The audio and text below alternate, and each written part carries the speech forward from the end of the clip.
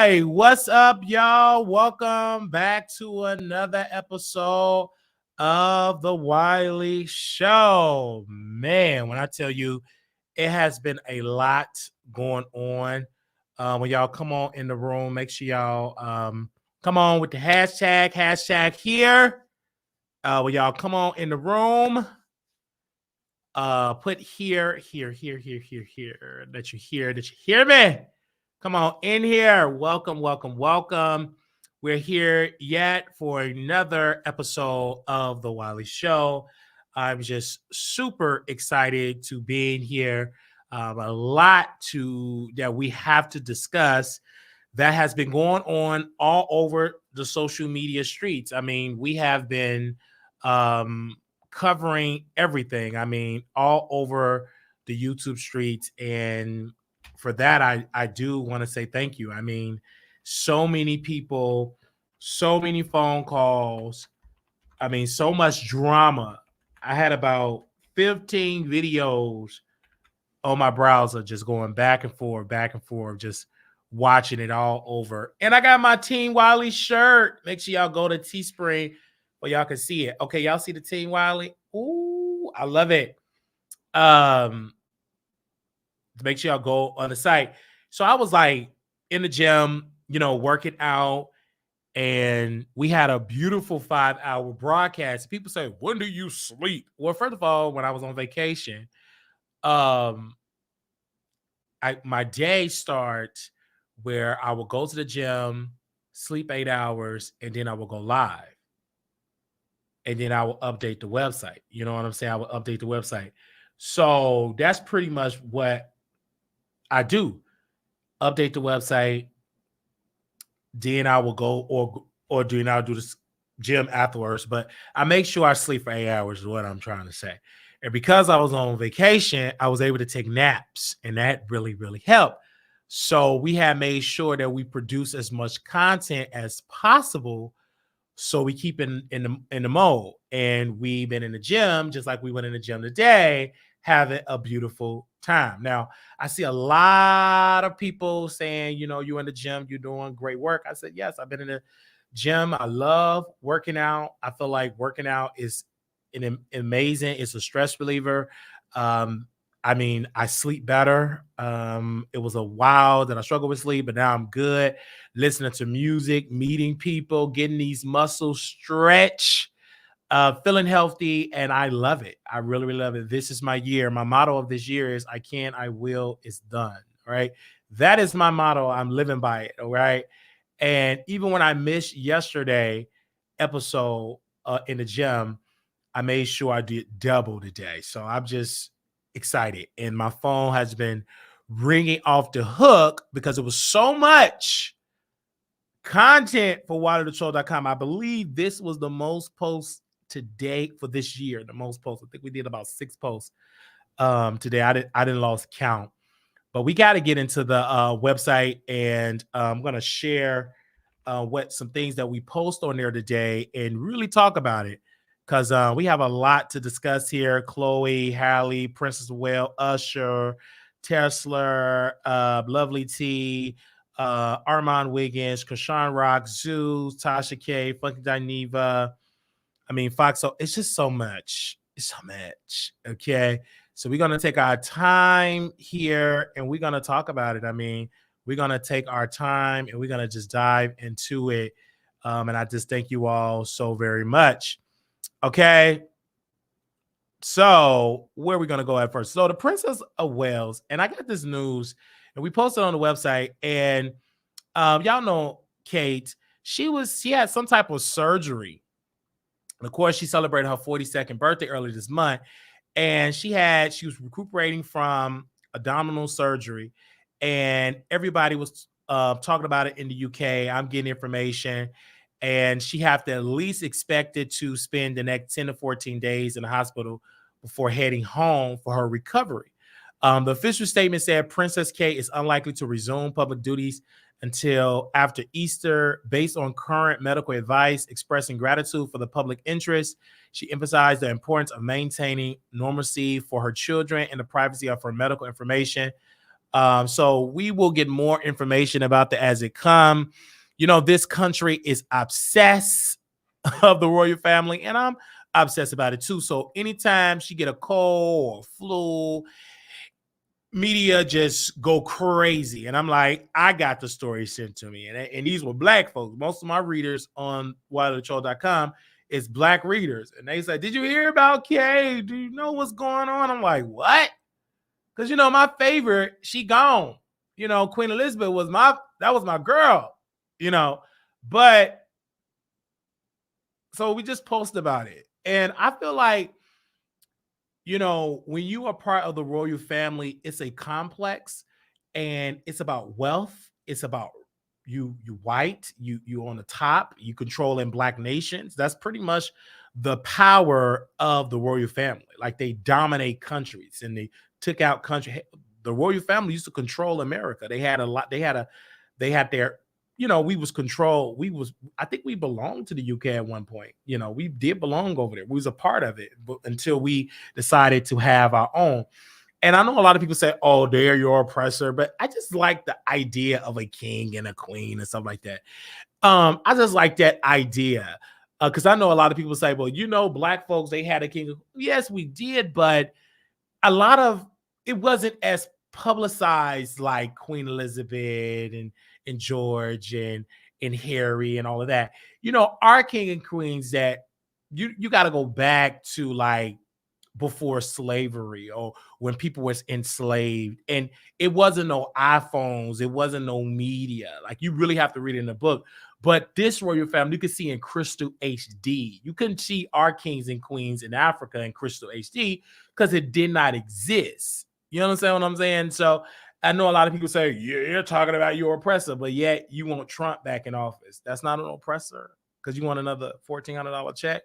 But so I'm saying I like the royal family, and it's a problem. I actually cried and teared up when Queen Elizabeth passed. I really did, Paul. You was like, you're really crying. I really felt like I lost my grandmother. I felt like I lost just a patient. I felt like I lost someone, and when and I was hurt that I couldn't get to, the United Kingdom to really that and grieve for the queen, your majesty, and I couldn't get there and grieve. I couldn't get there and sit with the family. I don't know if they would have welcomed me there, but I couldn't get there to be there with the family. And I was upset I couldn't be there with King Charles and embrace him and hug him and just say, keep your head up. You're now the king. You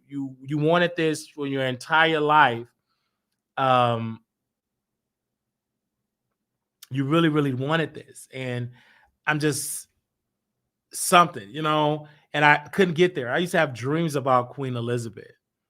And so, but it's a lot that King Charles is going through in his health. A lot of people don't know King Charles III. According to U.S. Today, he went under some treatment for an enlarged prostate.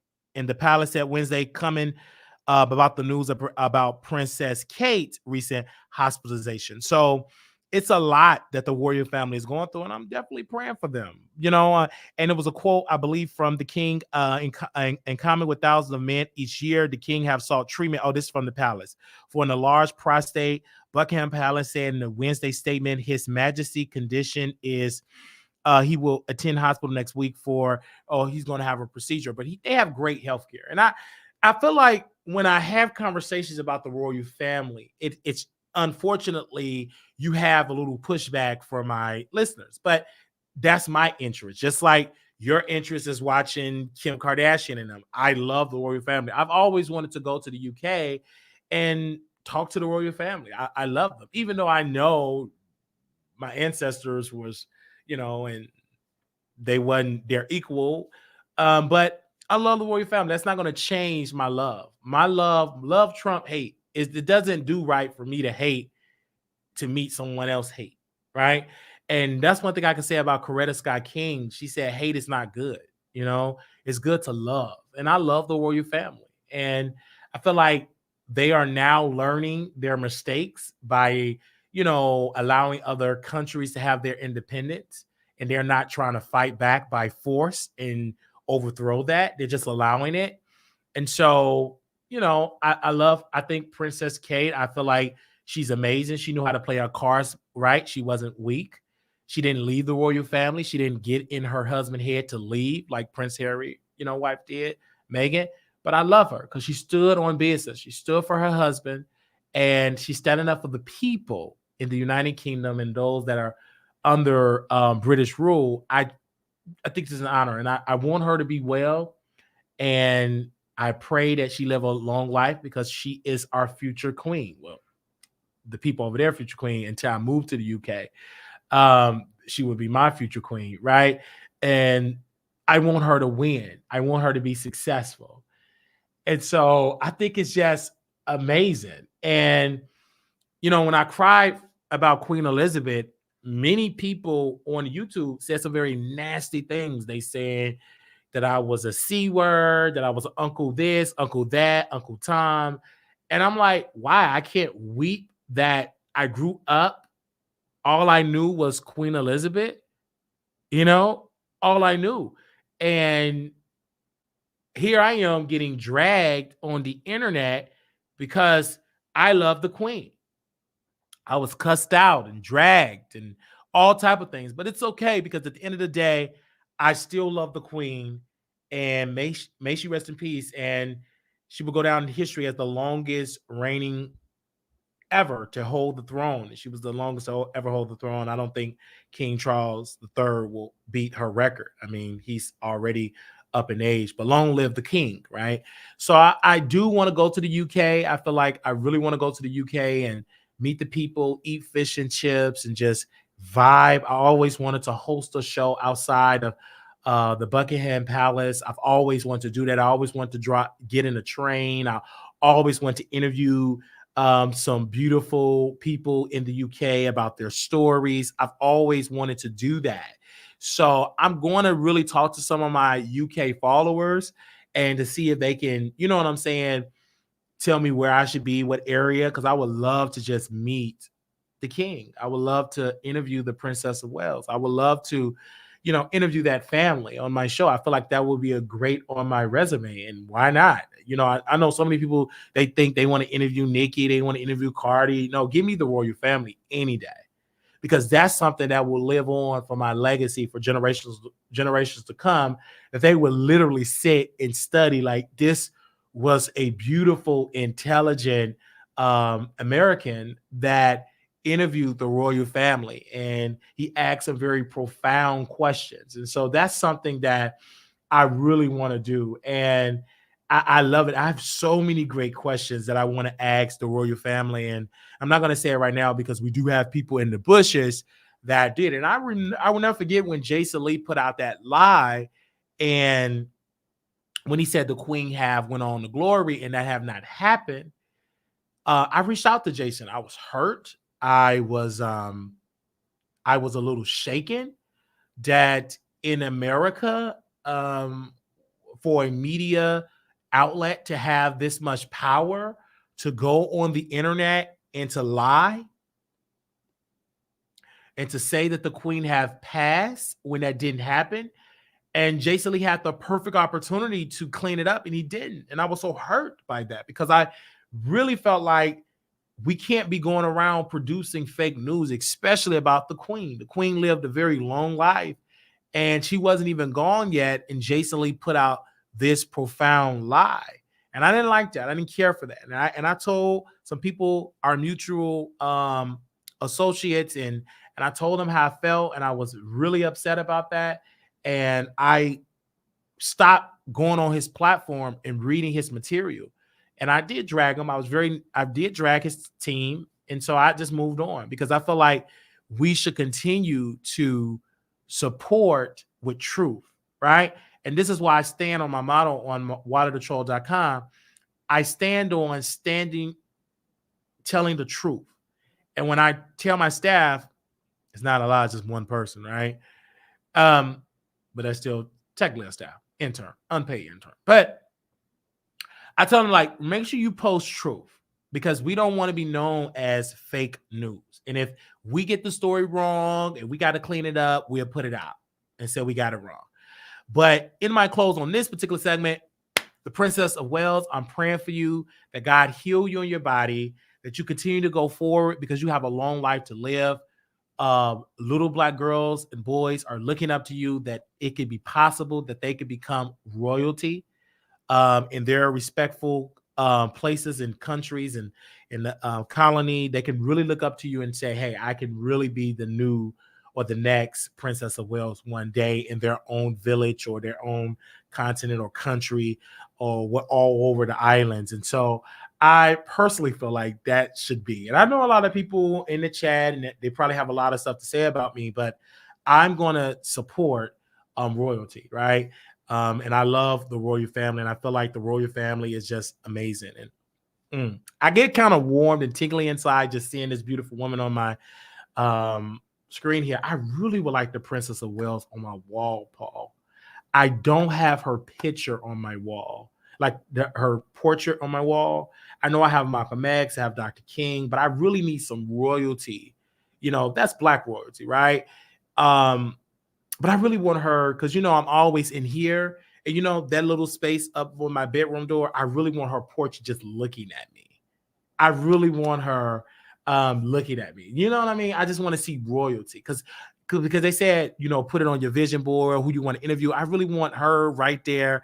And then like next to my washer and dryer, I really want King Charles because just like royalty, right? So when I'm washing the clothes, I'm in royalty, right? And so around royalty, that energy. So I'm really gonna do that. I'm gonna post that on the wall and stuff like that, and really, really, really have that in my household. When I have company over, they're in royalty, right? In the presence of royalty.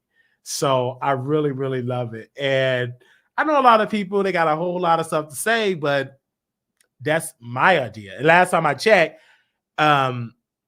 she is the Princess of Wales. And a lot of people upset because they're not royalty. And so I really like it. I think it's going to be amazing. I'm talking about it and it's going to be great.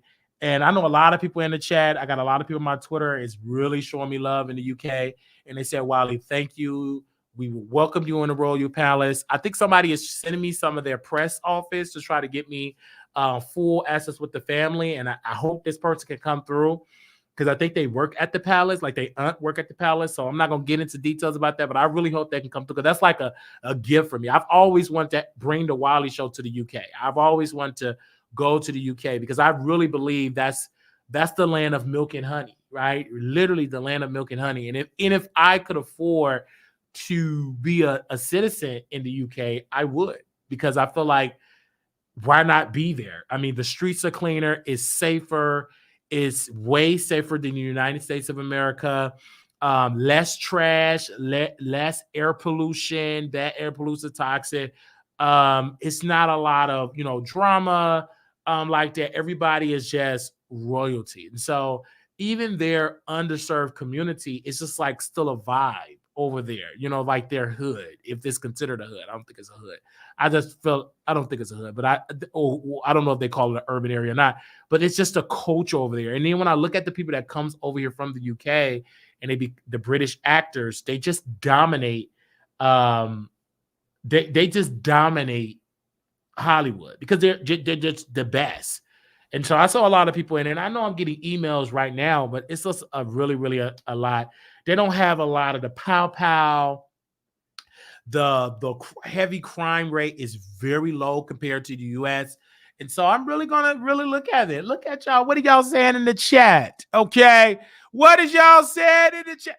Is that my girl in the chat? Did she come up out the bushes? Dover Queen in the chat today. Hey, girl. All right, y'all. Let me go to my other topic here. Woo! I know every time I talk about royalty, y'all get y'all feelings. Y'all get y'all feelings, but y'all are royalty too. My listeners, y'all are royalty. Y'all are beautiful. And if you are a Black woman, you are royalty. Because when I was in Dover Queen presence, that's royalty. Even though I was afraid of her cat, but still royalty. Smelled good, beautiful, intelligent. Even though Dover Queen was was trolling me playing that Nicki Minaj mixtape, but still she's royalty, right? Single, beautiful. I mean, that could have just been my wife. We could have just literally a little side check. Cause this is the wildest shit. I rarely see Dover Queen, and she met me in person. So we really could just got married. Honestly, we could have just gotten married and just been done with it. Say, you know what? Let us get married, okay? But just beautiful, just a beautiful queen. And I love her. And so she know who I am, and she trolled me. So I know if I go meet her again, she gonna be playing all the African kings and queens and all of that. All because she trolled me when I was dissing Nicki Minaj, when I said Nicki Minaj should get, retired. Soon as I go and she drive me around Atlanta, she just kept playing Nicki Minaj mixtape over and over and over. And I'm like, oh my gosh, why is we keep playing this mixtape?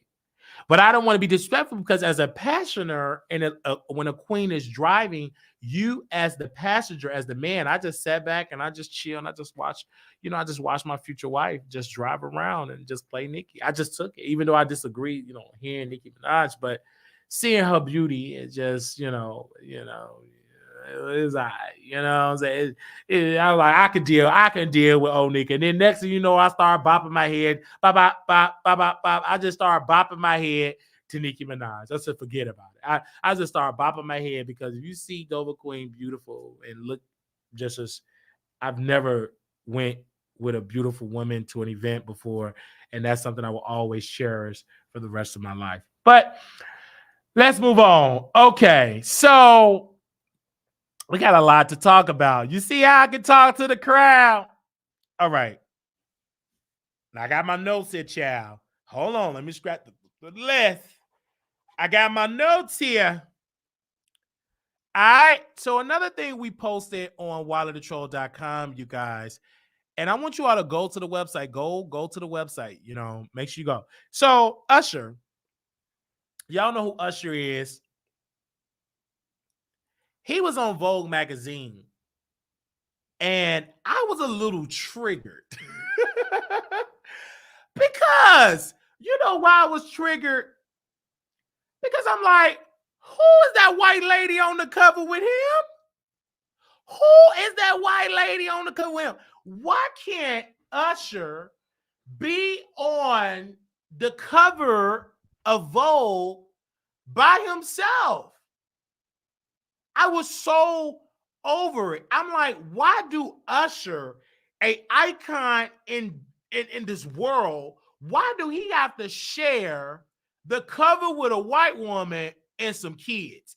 I didn't understand that. I feel like, and then, you know what I'm saying? I got right on the website, so she's a strategic thinker, and she was telling me on the phone, well, Wileen, Vogue magazine, most of their readers are like middle-aged white women and white people, and so it makes it strategically just to put a white face on there because I'm like, okay, girl, but I just felt like he should have just been in the middle and the white one could have been in the back.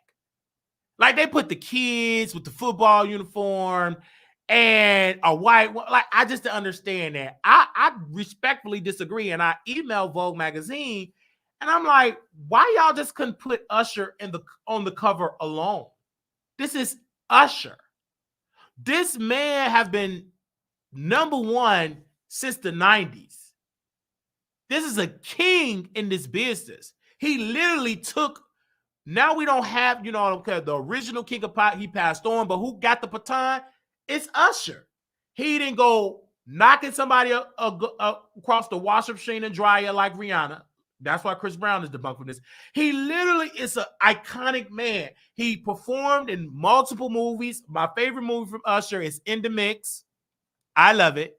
So I'm just upset that this man is not on the cover of Vogue magazine alone. So when I post it on the website, I like to be pro-black when I'm on the website. So, but my writer, she's not that pro-black.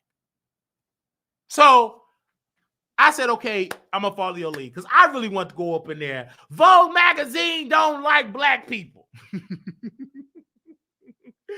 because I'm like, you can't tell me that you love Black culture, but Black culture got to share a space, a front cover with a white woman. I feel like that was a disservice to Vogue. I feel like that was a disservice. And I don't like that. I don't like that at all. And I feel like, this is why we must support our own magazine companies. And we didn't. And also, too, a lot of us, a lot of us did, but the ad companies, the ad agencies didn't treat Jad and Ebony fair. They froze them out of the ad dollars. And they would still be out if they wasn't frozen out of the ad dollars, right?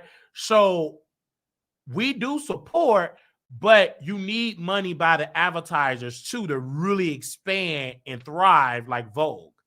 They weren't getting the type of Vogue ads like, they weren't getting it. So I just upset about it. I can't wait to see Usher perform at the Super Bowl. I will be live broadcasting my review of the halftime show. I will do a play-by-play of it. I will be bringing a person that's into sports that will be on the Wiley Show, that will give his idea, a Wiley Show sports commentator. He would just be going all in. He's just a huge fan of sports. But, you know what I'm saying? I'm more so like the entertainment guy. Let me talk about Usher performance, blah, blah, blah, blah. He's more like who got many tackles, the defensive line, the offensive line. So he's more so on that. But I'm more so on the halftime. But shout out to Usher. I was upset about the Vogue magazine thing, kind of still upset. I may drag them tomorrow, but make sure you go to the website because I felt like it was upset. But he's an intelligent, beautiful man. And shout out to my sports commentator guy. He's very intelligent, beautiful. And I think the ladies going to love him. The ladies going to love him because he's very intelligent. So, Usher, Usher, you got to bring Brandy to perform with you, right? I've already reached out to your team. I reached out to Brandy team. You got to bring Brandy out to perform with you. It got to be an homage to the 90s. Like, you gotta at least give Brandy and the NFL need to let Brandy, sing the national anthem. You got what about things that you hey, it was a club.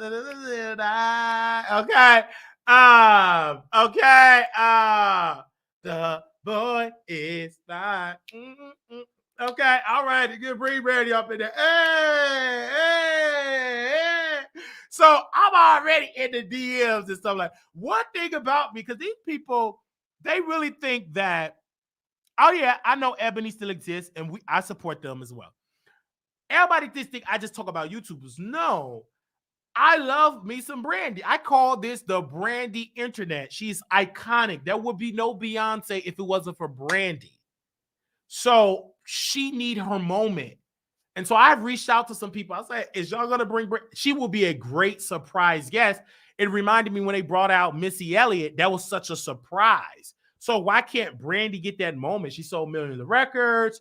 She have a Grammy. It's just iconic. And I feel like Brandy that would just be a shocker. It would be good for it. You know what I'm saying? I just love it. It would be fire. I believe so. But anyway, that's just me. That's just me. Anyway. Hey, Usher. Usher's a beautiful man. Even though when people say that Usher had the bumps, I didn't believe that. Many people accuse people of having the bumps, but when I looked at the stats of like H, all the H stuff, the stats is really high. And they say you can contract it even if a person is not having an outbreak and something because it can lay dormant. I'm like, what? Are you kidding me?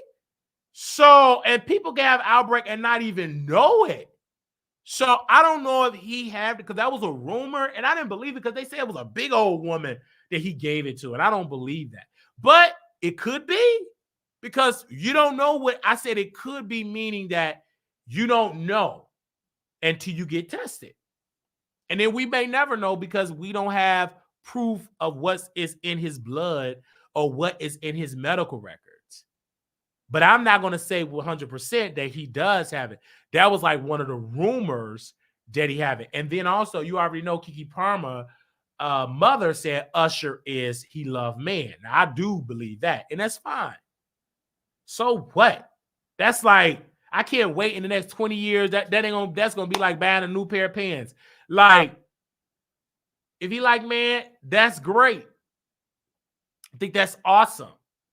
You know what I'm saying? You get tired of just being with women only. Sometimes you need that manly presence. You know what I mean?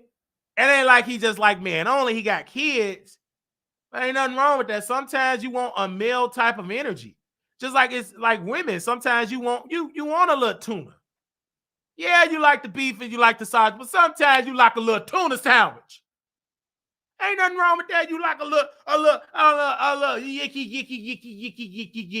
Ain't nothing wrong with that. You like a little yoni on the side. And women do it, and they just be kissing, messing around, eating something like that. And then when a man want to do it, it's a proud. You so crazy. But they can go ahead on and slurp it up, sob it up. But it's a problem when a dude want to get a little sausage on the side. Come on now. Stop playing with me. And can't no woman eat you out like another woman. And can't no man swallow you up like another man. It's just proof of it. I've talked to so many women that's into that lifestyle. They said the woman I like is one particular woman said she liked to get, fellatio by another woman versus her man. She said a woman does it better. I'm not lying. That's why I tell people don't try that. This is like almost trying a pipe.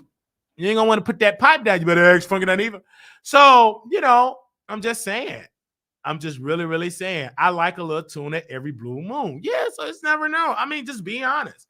Ain't nothing wrong with a little tuna, a little sauce on the side. Ain't nothing wrong with that.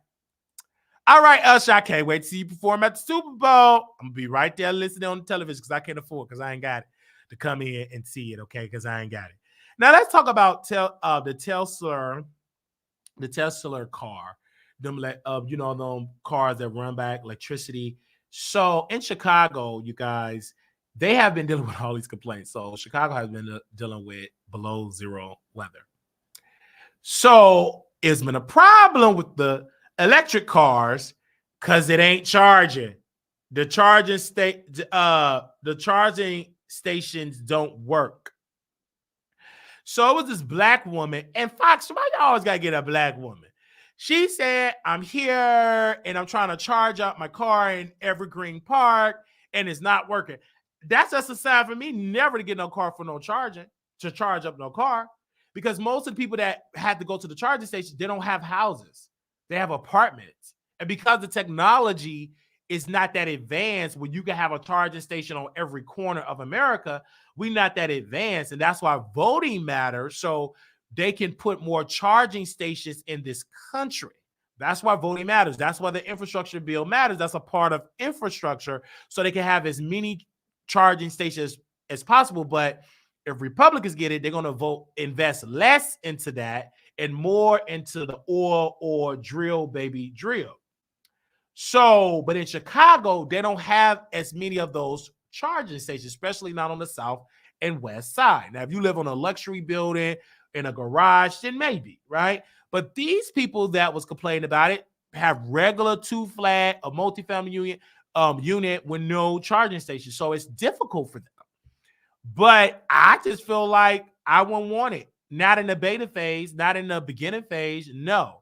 Baby, you ain't going to see me getting no car to charge up until like 20 years, until I'm turning like almost 50 years old once the technology, once it's about 1 billion charging stations where it's just common. You know what I'm saying? It's just like, this is like the beginning stages of a cell phone when cell phones wasn't really that reliable and people still had to use the payphone because it was too expensive and it wasn't that reliable. So this is like the beginning stages of a new technology that it's going to be a while before it's new, like before it's not that new where it's just, okay, this is the new thing. Just like the cell phones. It was a time where it was very reliable to do the payphone versus the cell phone because the cell phone wasn't that reliable. So we shall see. They said the batteries alone on these things are tens of thousands of dollars. So yeah, when I saw it on the news, I'm like, oh my gosh, the guy got to push it. And I heard that tow truck companies charge more for the Tesla. So it's a lot. It's a lot that goes with that. And then, it's a lot to get the battery replaced. It's just a lot. Every mechanic can't, um every mechanic can't fix on them cars. So it's only a certain type of mechanic that can do that qualified to fix it. So it's a lot. And that's why I said, I don't want that. Catch me in the gasoline with my drop top, cruising the streets. But you won't be seeing me in no charger. I'm gonna be charging them the phone. Especially in the freezing cold. When you freezing, baby, you want to be able to maneuver around. You don't want it like them people was freezing. Then you got to wait for the tow truck. And then it was only one tow truck. So they had to do one at a time.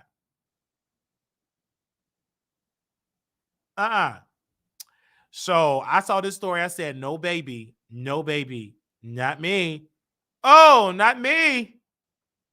I'm not doing that. You ain't gonna catch me driving it. Not now. Unless somebody give it to me for free. You give it to me for free, then I would do it. You let me get that for free and I'll do it. I mean, you let me get it for free, I'll drive it, not do it. But let me get my head out the gutter. Okay, so let's go to another topic here that I want to just dive into, and I see this down my timeline, and I'm gonna share my screen here, and to show you all this, I'm gonna share my screen here, and we're gonna talk about Chloe and Halle, right? So we put this on the website today, and give me a second here. This is Chloe and Halle, and Chloe shared a video of her, dancing pregnant. Chloe shared a video of Halle dancing pregnant. So we posted on the website, and I was like, this is good. So they really planned this. I'm happy for it because, Chloe haven't really been, relevant in the last 6-7 months. Her album flopped. She wasn't the new Beyonce. She didn't sell millions of records. She didn't win a Grammy. She didn't, you know what I'm saying? She wasn't on a high budget movie. They really thought that she was this generation Beyonce. She had a moment when she was dancing, but it just flopped. The album just flopped. But her sister career has just been thriving. I mean, she got the Disney check. She was on Color Purple, etc. But now, I believe now she want to show it's very strategic. They want to control the narrative. They want to control about her being pregnant. They want to control the narrative. And I'm excited. But I also feel as though that in this particular relationship, I feel like it's a tool to keep Halle relevant in the streets, and it's a tool to keep Chloe relevant as the aunt. So, and this whole thing with DDG, a lot of people can't stand him because they feel like he's a low budget man, a low value man. But I feel like he love her, and I feel like she love him. I feel like we look at a person public persona, and then we 1000% be like, oh well, not really that cool. I'm over it. Like we look at that public persona like, for what? That's his public persona. This guy probably a gentleman. He probably bring her strawberries in bed. He probably good in bed. He probably a good provider. He probably pray for her. He probably a gentleman. But the public don't like to promote men that are gentlemen. They like to promote, in the society, like to promote ghetto men, ruthless men, thugs. That our society don't promote black doctors and black lawyers and black accountants, black dentists as black men. We only promote in the blogs negativity because the positive stories don't get the traction like the negative stories. It just don't. So when DDG is and all that is the problem. They said Wally, that man made Ruby Rose OnlyFans account. He's not a good guy. It's not the wrong. Why having an OnlyFans account is a great thing because you're letting Ruby accumulate an income. It's nothing wrong having an OnlyFans. It's nothing wrong. I feel like it's safer than when T.S. Madison had to be on the street, physically be on the street, and had to sell herself. So I feel like it's safer to be on your computer at home than versus when T.S. Madison and them had to come up, and Anaya, they had to come up on the streets. Or when B. Scott, they had to come up on the streets. So it's nice when Black women, a lot of them have to come up, it was a different type of era that's like sell yourself. So now you can really get in your bag and you could just do it. Back in the day, in order to do that, you had to become a whole stripper. You have to go to the strip club. It's a possibility of you getting robbed, possibility of you getting R-word, possibility of you getting SA. Now you can give me my whole Mercedes experience live on your OnlyFans. And I've been on plenty of women OnlyFans. It's nice.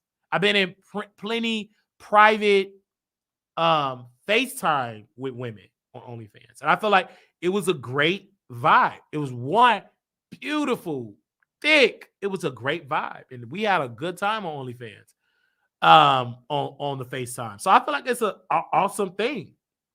I don't see what's the shame. Why are we shaming people when they want to use their bodies and make a coin? Then that was the feminine movement about, for women to have equal, to be able to do what they want to do with their bodies. It's just safe. It's the safest way. And you can make a subscription-based model. Back in the day, you had to hit the street hoping that somebody pulled up and come want to look at you.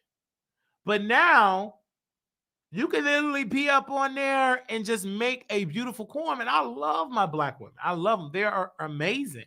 And it's so real. I like the OnlyFans. I love it. I mean, I ain't going to promote the women that I watch because I don't want to make this a part of my content, but I love them and they're dope.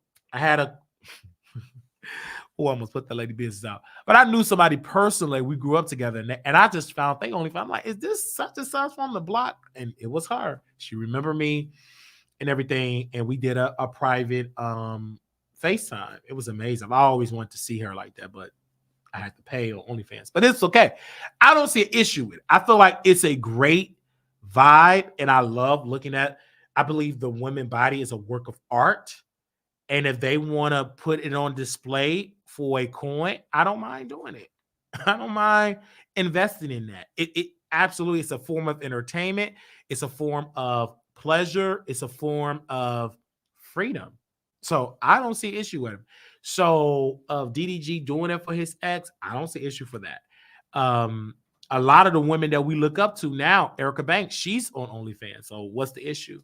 But when it comes back to Chloe and Halle and all of them, I feel like they're just doing it and using the baby for content. I've seen it happen when the whole thing with Blueface and Krishan using the baby for content. So I just feel it, it's another form of work. It's another form of entertainment. One sister told me on OnlyFans that is her stage, and her sole job is to offer a fantasy for the world. And I feel like it's great. It's no different than a stand-up comedian. It's no different than an actor and an actress. I mean, how many people have those love scenes and made, you know what I'm saying, millions of people going to the big box office to go watch it, these blockbuster films. So why can't the average woman, have a love scene on her website? What's the problem? If these are consenting adults, what is the issue of them to be able to go and to just have an OnlyFans? It's amazing. And then, it's amazing. I don't see a problem with that. I really don't see a problem with that. It was one particular woman. All she did, she was producing content. She would talk about the news, but she didn't have on no clothes. And I felt it was a kiki. And then sometimes, like, if we'd be in a live stream, Like sometimes she'll do like a live stream, and if everybody do that, she'd do some other stuff. But it was nice. I've been in those type of things. I feel like it's a form of entertainment. I haven't done it lately because money is funny. But back in the day when I used to work a full-time job, child, they used to be a part of the budget. I ain't gonna lie to you. They used to be a part of the budget. And then she had it wasn't a it was yeah, I'm not gonna get into all my business, but it's just I don't see a problem with it. I just feel like women shame other women for making a bag. Men don't do that. Men be like, get your money, go get on and get your money. So women do it, and it's a lot of beautiful women on there. And then some don't even do that. They do art, they sing, they post exclusive model photos. So it's all what you want to have. Everybody is not doing that, but that's like the most popular thing that goes viral. I was following at one point when I was working a full-time job. I was following Bernie Mac, the woman from the Bernie Mac show. She have an OnlyFans. She played the character Nessa, and people judge her, and they act like her OnlyFans, like she was like she was like getting it in on. Oh, and she wasn't. She was like taking some beautiful, risque photos, but it wasn't what the media made it. Like they acted like she was clapping them cheeks, and she wasn't. But it was a shock because she's beautiful, and I've always had a crush on her. So I'm like, I subscribed for her in a moment, and then she started getting a little pricey with her monthly subscriptions. Because I like to go on a monthly subscription when it's like $5. When they be having that 65% off, then that's when you get there, and then you get all the content, then you unsubscribe. But when they trying to go up $40, $50, I unsubscribe. I wait till they do like a Black Friday special or Super Monday, or it's the Thanksgiving special. It's $4 for 30 days. Then I go and I subscribe. But I'm not going to subscribe to see you for those $65. Like that's the highest that someone was charging on there. And I said, you crazy. She had about like 10,000 people on OnlyFans. So people do it. Like people is on those type of stuff. I don't want to see Chloe and Halle on there, but DDG, you know what I'm saying? He was about that life. He invests in his girl, and the girl making money. And I think DDG actually said about Chloe, Halle said, Halle's not going to leave me because I got some good, you know what. So she love him, you know what I'm saying? And I love her. I love the couple. They're young, and I think that we should give them grace. Only thing I was upset about, Halle, is that she didn't get married. I was upset about that. But then I woke up to it because I'm like, you can get married and it don't work. Like, why force to get married? If you don't want to get married, don't get married. And that's like something I was like, wait, yeah, she ain't married. But then I was like, how many people ran to get married because they have to fit a certain narrative or a certain look, and it didn't work? So I'm like, let me not do that. So I'm glad that she's not married, because if she's not ready, guess what? She's not ready. Period. So I don't want her to rush and be like, oh my gosh, hurry up and get married because Wiley won. No, we seen plenty of people do it. And that what happened with Brandy. She had to lie and say she was married because she never wanted to get married. So she just lied. She didn't even have to lie. It was just people around her. And many people have ran to get pregnant and got a baby, but I feel like that's the safest way than to marry, because the legal challenging to get unmarried is crazy. So if it don't work, only thing you have to really do is who's going to get full custody, share custody. That's much an easier battle than you got a bag, you got to pay spousal support, etc. So I'm glad, man. I posted on the website. Make sure y'all go and do it. But we're in a different generation, because pardon me, you brought up a good point and said Halle lied about her entire pregnancy. Yes. And because this society, we don't care about lying anymore in this society. Back in the day, if this was Brandy time, Halle would have been canceled. But because we okay with that, you can lie, you can still be famous. So it's whatever. But I I think DDG is a great provider. I think he's a great husband, and I think he's an alpha. I really believe that. I believe that he's an amazing YouTuber, an amazing artist. I feel like he's an underrated artist, honestly. But now that he got a baby, use that baby. Get a reality show. Go be on a reality show. Go be on Zeus. Like, do you. Get a reality show. Like, come on. What do you think? Get a reality show. Yeah. Oh yeah, I'm live. No, I'm wish you a happy birthday, but I'm live now. You call me out late. It's almost 10 o'clock. And happy birthday to you. Oh, okay. All right. Bye-bye. Okay. So I love it. That would be nice. The DDG in Halle BB. Halle and BB DDG. I would love that. I would love to see that on Zeus. I would subscribe if that was on Zeus. I would subscribe. If this was on Zeus, I would literally subscribe just for that reality show and then unsubscribe. All right.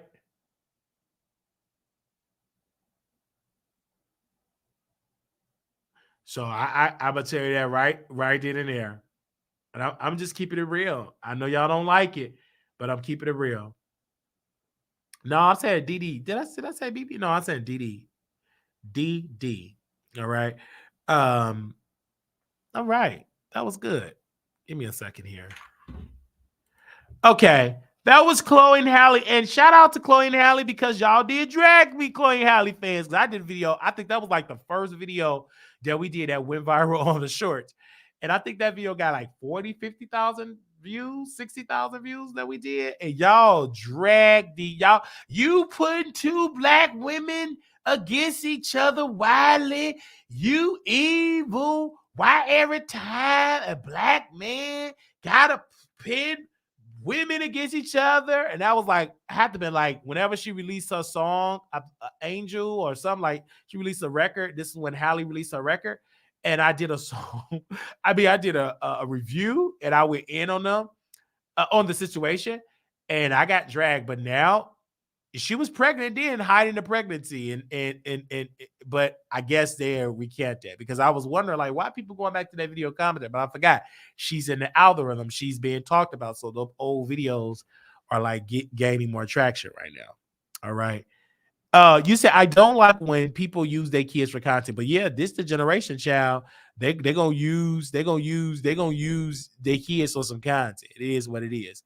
How many times Krishan and Blueface have used that baby? That baby was stinking with weed and stinky saliva around that stinky hospital bracelet. Like they've been doing that forever. It is what it is. Okay. They said Auntie me not letting them get on. She better not. Hey, might as well. Chloe might as well be on there because she ain't selling. Shoot. She can dance. She need to get her man. She gonna get a thug too. Just watch a thug rapper. I'm surprised she ain't because it was rumored that she was with Quavo. All right, moving right along. It was rumored that she was with Quavo. That's what the rumor was when she was doing that gospel movie on Peacock. Joyful Noise. What was the name of that Peacock movie? It was a gospel movie. And they said she was dating. So that's how that was, child. All right. So we got to talk about this story that has been eating up my website right now. And people have been, sharing this article that we put out. And shout out to some YouTubers that have been, covering this on their channel. But we got to get into this. This article, and I'm going to bring it up on the screen here. Actually, do I have a picture of them? Okay, I'll bring it up on the screen here. Okay, so we did this, and it was called this article titled "Exclusive Warner Brothers Blame Oprah Winfrey and Taraji P. Henson for a Color Purple movie flop, for a Color Purple movie major flop." So we got word that it was a conference call today, and Oprah was on the call, and Warner Brothers executive was on the call. So they on this call, and Warner Brothers went in. Warner Brothers executive told Oprah, the movie is a flop. I blame you. One of the executives told Oprah, we blame you for not checking Taraji and not putting her in her place. Oprah got in her feelings talking about it ain't my responsibility to check the cast. My job is the producer. And Warner Brothers said, we put the investment. You were supposed to do a revenue split, and we in the hole. Because Oprah is trying to find a home for Harpo Films. She had a deal with HBO, and the movie that she did about Henrietta Lacks, it flopped because Oprah is trying to produce blockbuster films promoting Black excellence. So it was another movie. If this movie would have succeeded, she wanted to do a movie of our girl, y'all know, Maya Angelou. So she wanted to do a movie about Maya Angelou, one of her famous poems. But since the movie flopped, Warner Brothers said, no, they're not investing no more money. One of the executives said, we are in the business of making a profit. We're not in the business of losing money. And I'm okay with that. I feel like Oprah, she had a great idea, but this was literally it was a mess because Taraji came out, she criticized the treatment. She said, I always want to do Color Purple. They lowballed me. Then you had the other chick saying it was bad. Then Oprah said on there, I heard about it and I fixed it when I heard about it. So it was just bad. Oprah got the smoke, and that is what discouraged people. And another reason what discouraged people of the movie, and people are not going to talk about it, they went into the musical. I feel like if this was just a drama without the music, people would have seen it. It wasn't about Taraji. It wasn't about Taraji, upset at Oprah for not getting paid fairly or whatever. It was about the music. People wasn't into the musical. It shocked the audience because when they saw Color Purple, they thought that it was going to be an upgrade or remix of the original movie, but just expand on the plot. When they start seeing Tamla Man, Big Self doing that dancing, flapping them big arms, when they start seeing Fantasia singing about 4-5 movies, when they start seeing Mr., when they start seeing all this singing, it threw the people off. My friend, he went to sleep. He was knocked out. I'm looking at people say, I ain't know it wasn't no singing. Why they doing all that singing? Just get to the acting. I saw the response. So once people start telling folks, don't go see this movie, we don't want to see no musical, baby. When I seen Tamla Man out there shaking on that grass, I mean, she was rocking. Had that hat. I like the singing because I like musicals. But I felt like this crowd did not like that type of music. But it's weird, though, because they watched Tyler Perry, but Tyler Perry, he did them plays. Like, you have to go to theaters. You knew you going to get some singing. But they just wasn't here for the singing. And then when they see Sierra, she started getting up there singing. It threw it up. But it was some good singing. I don't think they were ready. Now, it's going to do good numbers on streaming. It's going to do good numbers on streaming. This movie should have just went on Netflix instead of going in the movie theaters. What Oprah's strategy was, she went big, right? She wanted to win awards. They rushed it in December. She wanted to win some awards. And But the people went into it, man. It just flopped. It got only $60 million. They spent $100 million plus.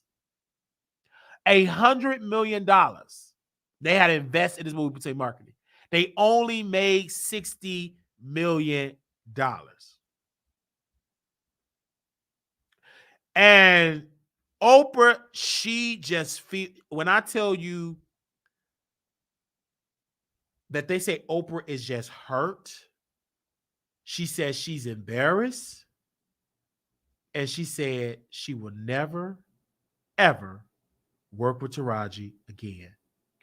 Warner Brothers and their investors is in $40 million in the hole with this movie. They have lost $40 million. Okay. And my thing is, the money they go for the food, they go for the staff. And I understand the frustration of Taraji. I understand, because you ain't get paid fairly. But Oprah felt like, girl, you should have did. But no, Taraji, this is the time too, saying while the world is watching, said, because she got the sympathy of the public. Now, Oprah looking like the evil one. Oprah is just over it. When I heard from the streets, they said Oprah just crying. She over it. She said her own community have turned their back on her. She felt that. She said, I feel like my community just giving me their butt to kiss. And this was my response. If these rumors are true, it's because Oprah did a lot of damage to the community. She didn't know that Monique was beloved. And then Oprah just been taking L. She lied about the weight loss shots, the injections. Then she admitted it when she got caught investing in it. She made it seem like she eating healthy on the treadmill, working out on her iPad. She just got caught. Then she already got to do with the pushback of the Michael Jackson family. She got the pushback of that. It's just been pushback all around with her. Pushback. Oh, she's just been taking hits. And now when that Taraji thing happened, that was the nail in the coffin for the Black community. Then you had Monique come out and say what she said, baby. And then the white folks over there at Warner Brothers getting in her butt. See, when them white folks talk to her, they got more money than her. They don't talk to Oprah like, oh my God, this is Oprah Winfrey. When they losing money, baby, they gonna drag you. Baby, they drug her. And they leaked it out to the press of what was said on the call. So they're trying to destroy Oprah because they felt like Oprah kept saying, don't blame me, blame Warner Brothers, because she kept naming Warner Brothers, the CEO over there, trying to tell, like, don't black folks, don't come for me. That's Warner Brothers. And they're trying to blackball Oprah. So the film studio, baby, they trying to blackball Oprah. Don't you say it's our fault, it's your fault. So it's just, because I never seen it. I'm like, why in the world I'm getting in my email about a conference call with Oprah? Who said to me this? And then when I was getting into the tea and the word we put on the website, I was shocked. And then I was calling around with people in Hollywood, and they were pretty much telling me, yeah, it exists. They got an Oprah, and she left that crying. She said, I will never work with Taraji again. And now Oprah they're trying to blackball Taraji. Taraji is already about to be blackballed. She about to deal with some pushback because she exposed the industry, and this is different than Monique because the community wasn't on Monique's side. The community was on Taraji's side, so now the industry got to make Taraji suffer because they don't need her to get any more allies to speak up. Yet we have Viola Davis, yet we had all these people speaking up, but you don't see them really, really speaking up now. They're just crickets. Where's the Viola Davis? Where's all the other people? Where they press conferences, where they podcasts, where they interviews? Because they already know Hollywood is a very small knit community. Word on the curve is Taraji about to be blackballed. It is going to be worse than Monique. Because one thing about Monique, she can always eat and go on the road. Taraji can't go on the road and do no performances and do no comedy. So one thing about Fantasia, if this didn't work, she can always sing and take her shoes off and go eat collard greens and Popeyes with Saucy Santana backstage. And the reason why Vivica A. Fox, because this one particular Hollywood insider that follows the Wiley Show and been following me since I was in Chicago, he said the reason why Vivica A. Fox ain't saying nothing because she already know about everybody that have been blackballed. She comfortable because she went out there and did the commercials. Because when he showed me the receipts of how much she make on them commercials with the whole thing, when you get your royalty, they paying her about $700,000, $800,000. They paying her good money, and the more they air it, the more they do more, the more money she get. So she getting almost $1 million just doing a 30-second commercial. So she ain't saying nothing because she ain't about to get blackballed and lose the commercial, lose that money. So she ain't studying what they talking about. She wasn't gonna do that. She ain't gonna come out against that because she said, and it's because we can look at the people that spoke up before. We don't have nothing else. Monique did. Monique was able to tour around the country and people buy tickets. We don't have that. If we get blackballed in Hollywood, we done. We through. So everybody say go speak up, but if she crumble, are we going to be there, donate to her Cash App and GoFundMe? No. Absolutely not. Then you had DJ Vlad talking about Taraji B. So I don't understand. She worth $1 million. She got a multi-million-dollar house. So even he was up there throwing his little digs. And you know he a culture vulture. But I feel like Taraji, this is her moment to start investing in her and start writing a book, doing her own podcast, really, really, really doing her own plays and movies. She's going to have to bet on her. You've been in the game too long, mama. You got to start hitting this role, sell some books. So when you get the books advanced, you need to invest in your own independent movies. You need to bet on you. So I believe she is because I don't think Taraji is stupid. I believe she did it for a moment. So, but again, you're going to see the blackball. Just give it a couple of weeks. You're going to see her being blackballed. And it's going to happen. And it's sad because I could just look at the history of what happened to Monique. Baby, she crumbled in Hollywood. She crumbled. And she won an Oscar. And she crumbled. But she fought. But the reason why she was able to fight and fund her fight is because she was able to go on the road. Before she had her Netflix special, it was me and Dover Queen who was in the audience, and it was packed. No empty, sold out. She had 2 sold out shows. It was 4 sold out shows, right? And it was 2 shows on Friday, 2 shows on Saturday, 2 shows on Sunday, and all of it was sold out. So that's one reason why Monique was still able to talk how she talked, is because she was doing comedy. She was able to travel the country. So what is Taraji other talent? I believe she should write. I believe she need her podcast. And baby, you need to come on over to YouTube.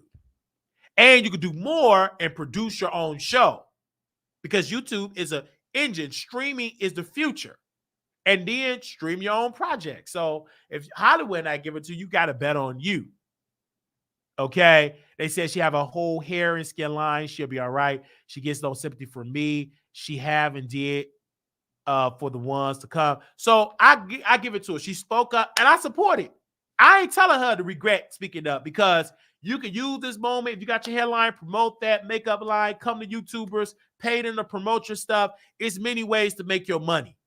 That's one thing I like about Candy, that I love about her. Yet she got millions, but that lady said, just in case this don't work on a Real Housewives, I still got me a thriving YouTube channel that's heavily produced, great producers. I'm making great coin.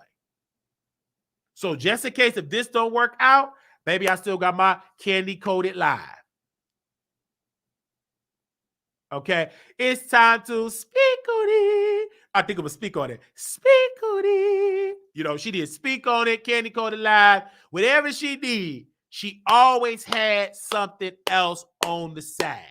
And that's why I credit Candy. And a lot of these people in Hollywood, you got to have another stream of income, another stream. And YouTube is a great stream because you have a head start because you're Taraji. You have a head start because you're Taraji. So let's move on from that. But yeah, we did post that on the website. And I was reading your comments. They was like, I'm so glad, Wiley, you doing the website, you doing it over here. Then you have haters. This is your first real story, which is a lie. Like, child, y'all just held me to a standard up here. Y'all don't be telling TMZ nothing. Child. But make sure y'all go check it out, baby. All of it is on there. But yeah, we had to post that on there, man. Oh my gosh. What else are we talking about? Hold on, y'all. Give me a second. Okay. We getting there, child. Now, this other story here. Okay. Baby. So we had to reach out to some people with this particular story. So let's go back to our website, wilderthetroll.com. So we go here and y'all see this on the site here. So everybody was talking about Stunner Girl claims that Baddie Star Scotty and Zeus CEO, was getting it in, and she said that Scotty got the bumps or a STI by the CEO, and it's all lies. Pretty much, it is all lies. And what gets me with people is she did all that capping that this is going on, that is going on. But guess what? There were no evidence, receipts, nothing. Like, I'm talking about receipts from the clinic, real receipts from the clinic, a live stream, you getting tested and you're getting the results.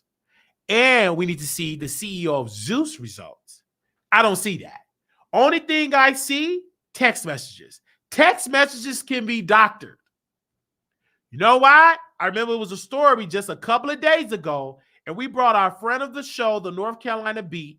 It was a woman that showed text messages that a man gave her the H, gave her the H. And she said that she had full-blown A. And came out that it wasn't true. It was all cap. It was all lies. Now Stunner coming out said this receipt. And then like we put an article, I got a recording. It's a recording. And then when people was questioning, said, okay, what a recording? Well, I don't got it. Then it don't exist. We just gonna take your word. We just gonna take your word that you got a receipt. Oh, we just gonna take your word. A person that wanna beg and be back on Zeus, but trying to slander the bag, the man that is feeding you, women that will never get an opportunity on nobody else's network, but yet you want to get mad at the CEO of Zeus. Stop playing. Straight cap. So when I reached out to the people, I said, is this true? No, it ain't true. They came to me direct, no. And then I'm like, where's the smoking? Like, where is it? It don't exist. This lady only showed a text thread. Do you know how easy you can make a text thread? Baby, I can show you some on the North Carolina beat. He showed proof on how he posted on his Instagram on how you can make a fake text thread. And he did it live on the air, made a fake text thread. So this was sent to me from the CEO of Zeus.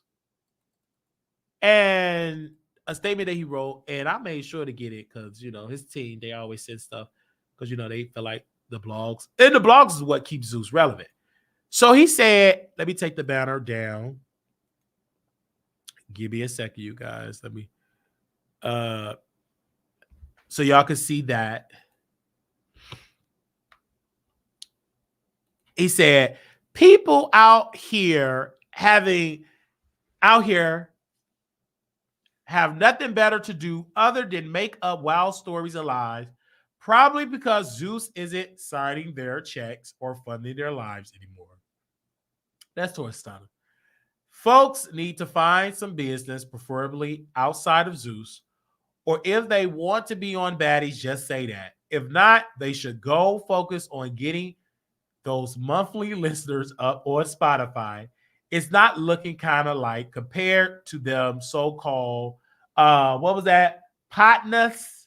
They think they're out here clearing something, but they need to focus on clearing those records that's not coming out. Certain cast members have been off the show for damn near a year, but because they don't have any other business or lives, watch it be out me/Zeus for the next 30 days. LOL. And that's what it's about. It's just that simple. You're not on Zeus anymore. You're mad. You're creating a slanderous lie. You want to go viral. You want the CEO to sue you. You want clout. We get it, girl. But you thought the grass was green on the side and nobody else want to deal with you. Plenty of people went on Zeus, didn't want to cooperate, difficult to work with, go outside of Zeus, and they crumbling. They're crumbling. They're crumbling. Crumbling. Because they mad because they not no longer getting the check. And they creating these salacious lies. And we called out the lies. Did she try to? Yeah, she blocked us. I'm like, let her block. It's the truth. Because if you block it because you mad, I ain't feeding into that narrative. You a whole lot and a flop. Talk about I don't need Zeus for nothing. Yes, you do. If you did, you would have shut up because this ain't your story to tell. You talking for somebody else, alleged story. Girl, if you don't sit your spoil you Hennessy wig wearing self down somewhere, how you gonna get mad? Because you ain't on Zeus, but you want to create a scandalous, slanderous lie on the CEO of Zeus. Crazy! Just say you want to be back up on that, girl. You say you want to be back up on there, but you're lying behind. So we saw that story, and people was like sending it to me like crazy.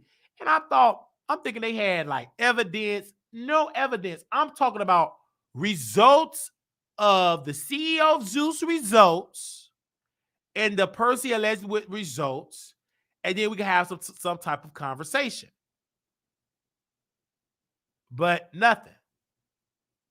Y'all just sat here and y'all created these lies because you mad because you was fired. You mad because you're labeled as difficult to work with. And here you go, posting salacious lies. And you you're trying to paint the narrative because you know you got a lot of weak women that's going to believe that lie. And I'm so glad that the CEO of Zeus posted a statement. And that's the end of that. He didn't play no games. Post the statement. All right, y'all. They say it's going to be a surviving Zeus in 10 years. Why would it be a surviving Zeus for what? Come on. He created some people make money on Zeus, and some people don't make as much, I would say. All right, because I criticize Zeus all the time. But this is salacious. This is a straight cat. Stunning, she needs to stop. She's a whole flop. Get it together. Get it together, heifer. Get it together. Get it together. All right, so we're gonna go to this this story, you guys, about, and I'm gonna put them on the green screen. We got to do it. We got to do it. We got to do it. We got to do it. We got to do it. We got to do it. We got to do it. So we're going to bring Young Miami up on the screen. We got DJ Akademiks on the screen. We got Armon Wiggins on the screen. So these three on the screen. So yesterday, Armon Wiggins, he started to go off on Young Miami. We covered it on waterthetroll.com. We did an iconic, almost 6-hour live, breaking it down. We did the best coverage, the highest views ever, the best commentary on this subject ever. I may say so myself. And so then we see, you know what I'm saying? We see DJ Akademiks. He step in, he start criticizing Young Miami, calling her bees and etc. And he start, saying some salacious things about her. And you can get all those receipts. I'm going to post the article in the chat. You can get literally all those receipts on the thing, because it's like 30. It's a lot. It's like a lot of tweets and stuff. So I have the full story on there. But I was shocked to see DJ Akademiks act like, confirming Armon and trying to spread his narrative, when DJ Akademiks, literally sent out a copyright strike on Armon's Instagram. So I didn't understand that, but he wanted to be a part of it. And then I heard word that Armon was kind of upset because all the headlines were DJ Akademiks, nobody had a headline about Armon Wiggins. Nobody. All the headlines said DJ Akademiks. And Armon Wiggins made a tweet. He begged DJ Akademiks to, be on his show, to be in his Twitter space. And he literally deleted the tweet because he begged him. And all the headlines. So today, Armon Wiggins, he went live with more tweets on Twitter, and he posted some things on there that I do want to dissect and get into, because I find it very interesting, right? And I want to make sure I get into it. So really right here in the tweets here, it said, let me scroll down, because he was really tweeting up a storm in here, and I want to make sure I get right to the tweets here. He said, "I never have to lie about where I'm at. Do you see Young Miami? Do you see Yo Gotti? Oh, okay, she was gone." And I didn't see no evidence of Carisha getting put out, because Armon said, "You got put out of the section," and all that. I didn't see any of that. So I'm live today watching TGIF. So I'm going to put a pause into that. I'm watching TGIF and with Al and them. And then somebody else popped up, in my timeline, because they was live. And I said, hold up. What's going on here? I got to talk about it, because these people is on the docket. And I got to bring this lady up on the screen here. Lovely T. Lovely T went live. And my producers, they said, Lovely T live, she talking about Armon Wiggins in the DJ Akademiks situation. And she go live and she's saying that I'm vouching for Armon Wiggins. I was on the phone. I knew all this stuff. He telling the truth. He ain't got nothing to lie. So I go over there and I'm listening to her. And I had a question for her, even though I couldn't get in her chat because she got me blocked. I could even send her a $5 super chat. I'm like, were you there? No, I wasn't there. I just took his word. Because she's saying that Armon Wiggins' boyfriend, he works and that was his company Skybox. So that means that's not Armon Wiggins Skybox. That's his boyfriend company Skybox. Because last time I checked, Lovely T, while you trying to school my homegirl, Carisha, Armon and his boyfriend ain't married, and neither one of them is the owner of the company. And you weren't even there at all. You was a spectator like everybody else. So you want us to take Armon Wiggins' narrative because you can't stand Diddy because Diddy did not want you always in the hospital every other week at the free call. So you jealous and think that you a woman of standard because you can't keep no man, and you mad because Carisha got plenty men. So now you want to get up on the internet and say, well, I was just telling the truth. He was just telling. No, have several seats. You don't have no evidence, no receipt that Carisha is getting put out. Where's that receipt? When I'm reading the comments, when Armon released a tweet, everybody in the tweet said, if you're not showing us her getting kicked out like you claim, keep it on the playground, Miss Mamas. That's all I'm saying. That's just that simple. We don't see evidence of her getting put out.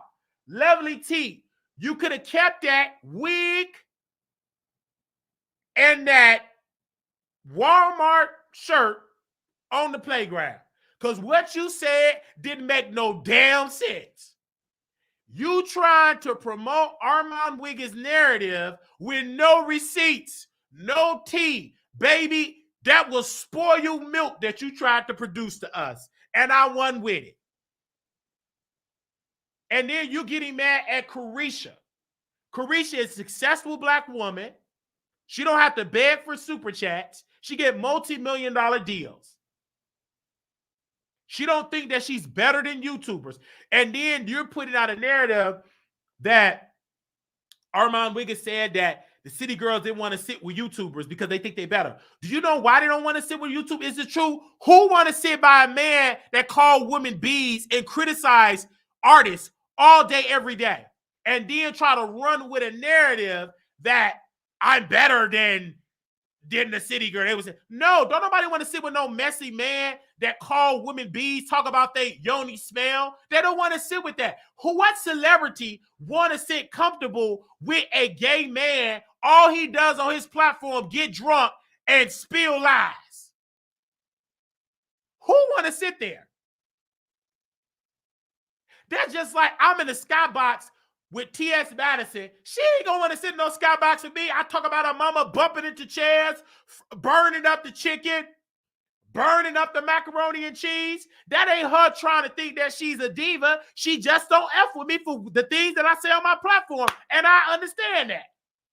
So don't try to create this narrative that they didn't want to sit in that skybox because they celebrities and he a YouTuber. Nope. This type of YouTuber that you see behind your back, whispering in your ear, is a whole demonic force, and all he does is criticize black women. He used to criticize you. 8 months ago, he said, you make too much money to be freezing on the internet. He criticized you. Why does she always end up in the hospital? She always picking up Tasha K bad. She weak. He dogged you.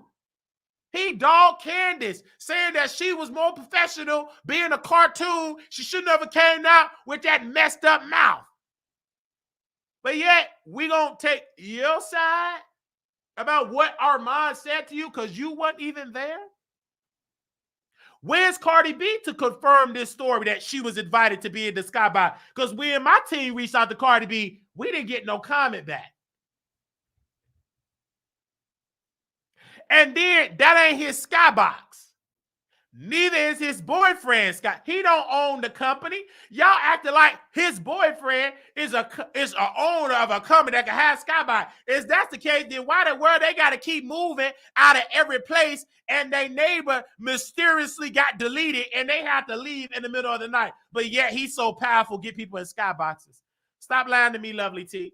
Now, one thing I can believe that you're telling the truth, that, oh, the boyfriend, he's sweet, he's down to earth. Yes, he's a bottom. He weak. He can't have no public social media page. He can't be out on social media. He got to be known as Pops, not his real name, like he's somebody's dog or a sad little puppy. He can't have a public platform. Nothing. That get somewhere and sit down.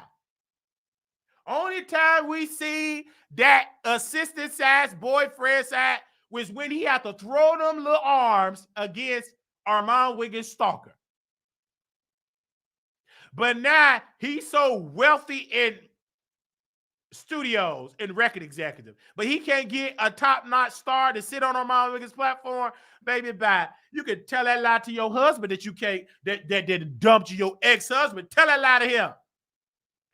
Tell that lie to that beautician that do booger sugar on the side and messed up your wig and messing up your makeup, and that's why you do it by yourself now, because you got tired of her burning off your edges. Tell it to her, because we ain't believe in that trash.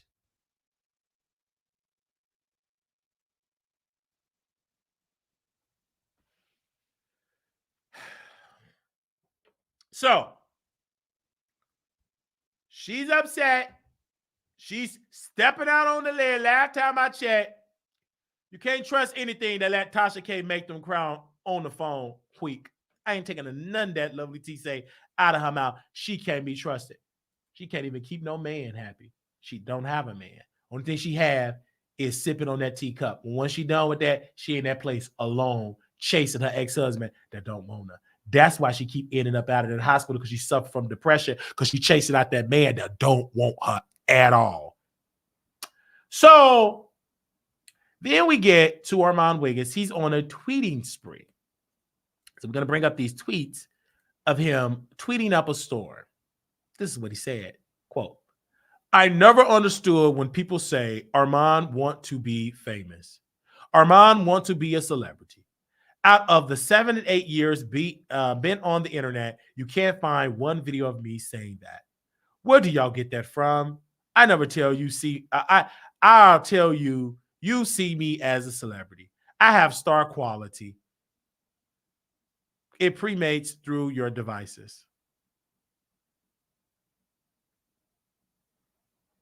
A lot of you will, though, be worse, wish, but it will never come true. So you hate me for it. So he said all of that. So he's watching the video. He's responding to Couture Bay and myself. I told you he watched. Pathetic. Then he said, "You know what I realized? I am really that N-word, like for real. A whole fan base that supposedly hates me, but can't help but comment on every tweet post. Two, YouTubers can't go one day without trying to get me to engage, or can't not mention me.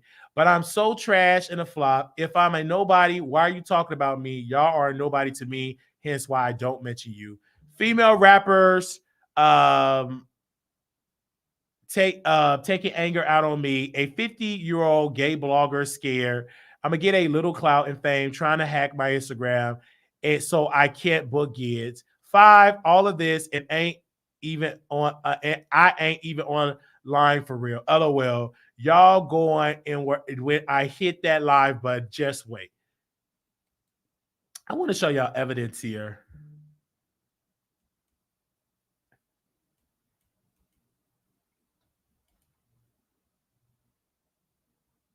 And this man is really just delusional. And it baffles me that he is that way. Okay. Because this new Armon Wiggins that you all see, he acts like he's so grand. Child, give me a second. I'm just minding my own business here, because these people always have stuff to say. For me. Right. I love y'all visuals when it comes to y'all videos. Nobody's topping y'all. I don't care what nobody says. Next week on the radio show. And I'm going to continue the conversation on my Facebook Live with the one and only Ahmad Wiggins. So we will continue the conversation about the Queen's Court. We will talk about his career in the YouTube, Facebook community, in the beefs, in the blockings, and all the shit that went on out of both of our relationships, and when is he going to return 4 times? So, pause. I want to thank you, my producer, for digging this out of the crate.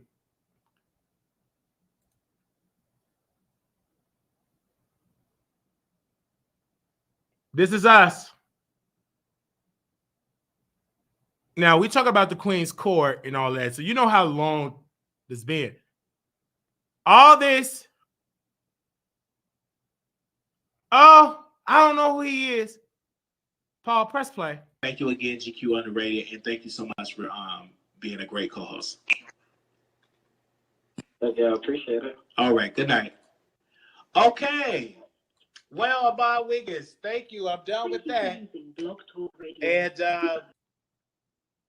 And I've been using Blog Talk Radio before here. I taught him how to use Blog Talk Radio. I did a radio show. I just want you all to understand. I did a radio show, right? So when this man sit here, I can talk about you all day. Put an address on it. Quick. Stop going with all that Hollywood stuff. I ain't trying to hear that. T.S. Madison. I want to talk about your relationship with T.S. Madison. Let's get to the shit, bitch. Because when I knew you, I want to get to it, but I want to know, why are you so angry with T.S. Madison? Because at first you were friends with T.S. Madison.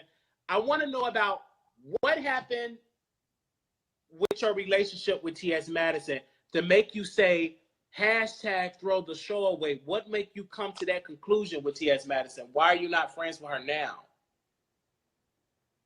I told you, I've said it time and time again, the show is just not entertaining. What about her personally? I watch it because it's a hit. Mm-hmm. Her personally, I don't listen. My thing is this. My thing with T.S. Madison is, girl, I'm not a stan or a fan. So I know a lot of things behind the scenes, which I will not divulge. I know a lot of things personally through conversations and things of that. So my thing is this. People are not who they portray themselves to be on the internet in real life. So. And that's you.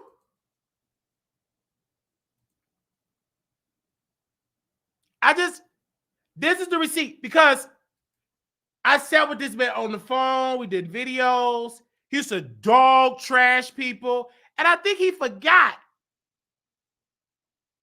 Maybe you cannot erase history. When he made that tweet, shout out to my producer. She was like, do you remember when he came? I forgot all about this video. I forgot. And she sent it to me. He literally just act like he was always he controlled. I can tell he have a narrative, right? You had to literally be his co-host. Like, how can I explain this? He's the lead, and you have to play the supporting cast. Like, I couldn't be Wiley. He would shut you off. Like, he had to lead it. And this is why we couldn't work. He had to control it, and I had to be in the background, if that makes sense. Like a supporting co-host. Like, you know what I'm saying? He's leading it. And I didn't want to sit and have that position. I didn't want it. I was a leader. So I didn't want to have to dim my light to make you feel comfortable. But let's play a little bit more of this. Armon Wiggins criticizing T.S. Madison. Once I see who you really are, once you show me who you really are, then I make a judgment based upon that. And for that, I'm good. I'm good. But I say this, I want to This ask has you nothing this, to do with your career, else. do you think that right now, because a lot of people were saying to me, what happened to Mial Wiggins? And you're DJing now, so are you coming back full time on Facebook? Like, what's going on? You did a video on your YouTube, and you said, you're tired of it. You did a lot. Now, do you regret saying a lot of shit towards the community? Like transgender Here's women, the thing you were attacking them community. at one point. I don't regret. Oh, you I don't didn't do regret that. really anything that I said. No, I don't regret anything that I really said. But I will say I'm definitely coming back to a like page near you, so you guys can follow, tag my like page, Armon Wiggins Live. It's been blocked. I mean, my 2 profile pages have been blocked. That's pretty funny. But they've been reported and blocked for some time now. So the reason why you guys have not seen me is because people were on a reporting spree. So where they would even schedule the reports on my page. So it wasn't that I wanted to stop making videos. It was like, bitch, they were just reporting my videos on my page. And that's just what it is. You get what I'm saying? So, but I will be back making videos, making content, because when I went live last night, everybody was like, Armon, we need you to bring the show back. We're missing that energy. So for the people that love it, I'm bringing it back. It's going to get down. We're going to get down to the nitty and the gritty.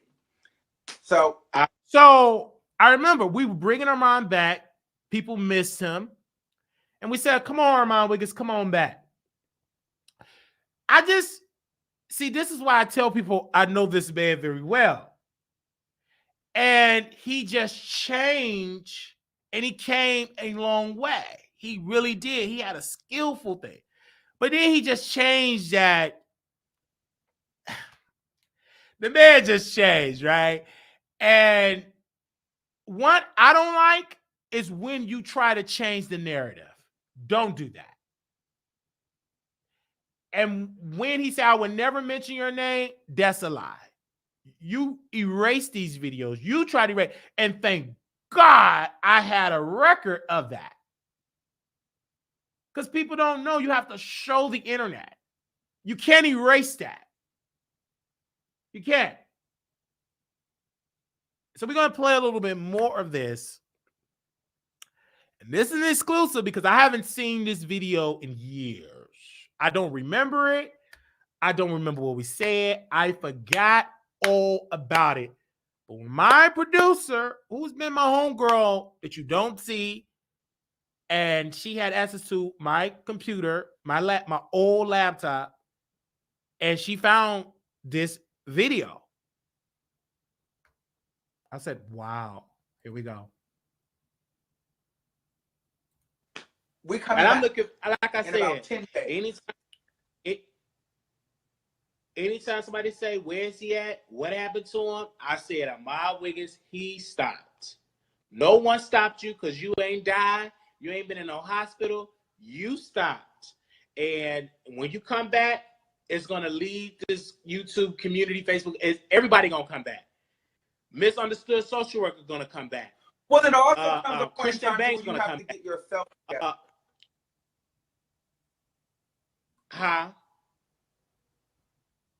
It also comes a point in time where you have to get yourself together. I was able to move. I was able to do a lot of stuff on this break. So it was good. I don't tag. Now, I want to know what's going on with you in Dallas. What's going on with you in Dallas? Because you keep tagging me and shit, and I don't know what's going on with you in Dallas, bitch. Okay. Well, what's going on in Dallas? Mr. Kurt Myers, Mr. PJ MOTON, DJ Rude Boy. All of these folks are not hiring black LGBT artists. They're hiring Tank. They're hiring Trina. How many more gay pride should pass when we will have straight women, straight men as the headliners instead of the Mial Wiggins, instead of the misunderstood social worker, Brian the Rapper, the Freaky Boys, Fly Young Red, T.S. Madison, the list goes on and on. When are we going to allow gay entertainers to entertain us as headliners at Black Gay Pride? I am saying this humbly. Well, listen, Kurt I Myers, can say this. You are a leader in this community. They gave me 2 opportunities. They booked you, I can't say anything bad about Kurt. In 2017 I'm not gonna. In 2016. So I can't say that What they about don't do that. 2018? So, okay. that particular piece is I remember that moment because that's about 5-6 years because I was on my active role and I still stand on that. And I helped get Bobby Lights booked for Dallas Southern. Okay. And Court Myers, may he rest in peace. Okay, I remember this. Okay, let's play a little bit more of this. Okay. I remember this episode. I remember this episode. I don't remember in its entirety. I remember my mindset of what I was standing on business. Yeah. Okay, let's play a little bit more of this.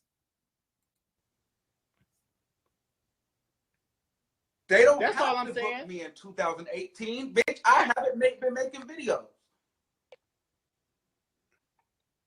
All Here's I'm the asking. thing, Kylie. Here's the thing. Go ahead. Go ahead. Oh, my Wi-Fi. Baby, this is that we came a mighty long way. I think I was on that Metro PCS phone. Anyway, I believe so. I believe it was Metro PCS. You want to say All something? I'm saying is, Okay, it's freezing. bitch. Go ahead. It wasn't freezing. That was my Wi-Fi. Go ahead. If you are gay, that does not automatically mean you get booked for a gay event. You have to put out work. You have to be consistent, and you gotta be able to make these people money. If you don't I have agree. A Can I say this? any money, why am I going to pay you to come out? I would say this, sir. Mr. Kid Fury sold out the Apollo in New York. Is that not being consistent? Is that not bringing in work? Is that not bringing in numbers? Why is he not booked at Dallas? Case the Killer in New York did an interview with Hot 97. He have an international fan base. Is that not being consistent? Is that not doing any work? But they would choose. What about Bobby? Trina's gay cousin got bypassed from Dallas promoters. They booked Trina over her gay cousin. Oh my God. Why do we keep getting Trina? What's so special about Trina? When the last time my dear sister was on the charts? When the last time she was on the charts? And we booking her over some gay talent? Okay. What about I love Trina. I love you.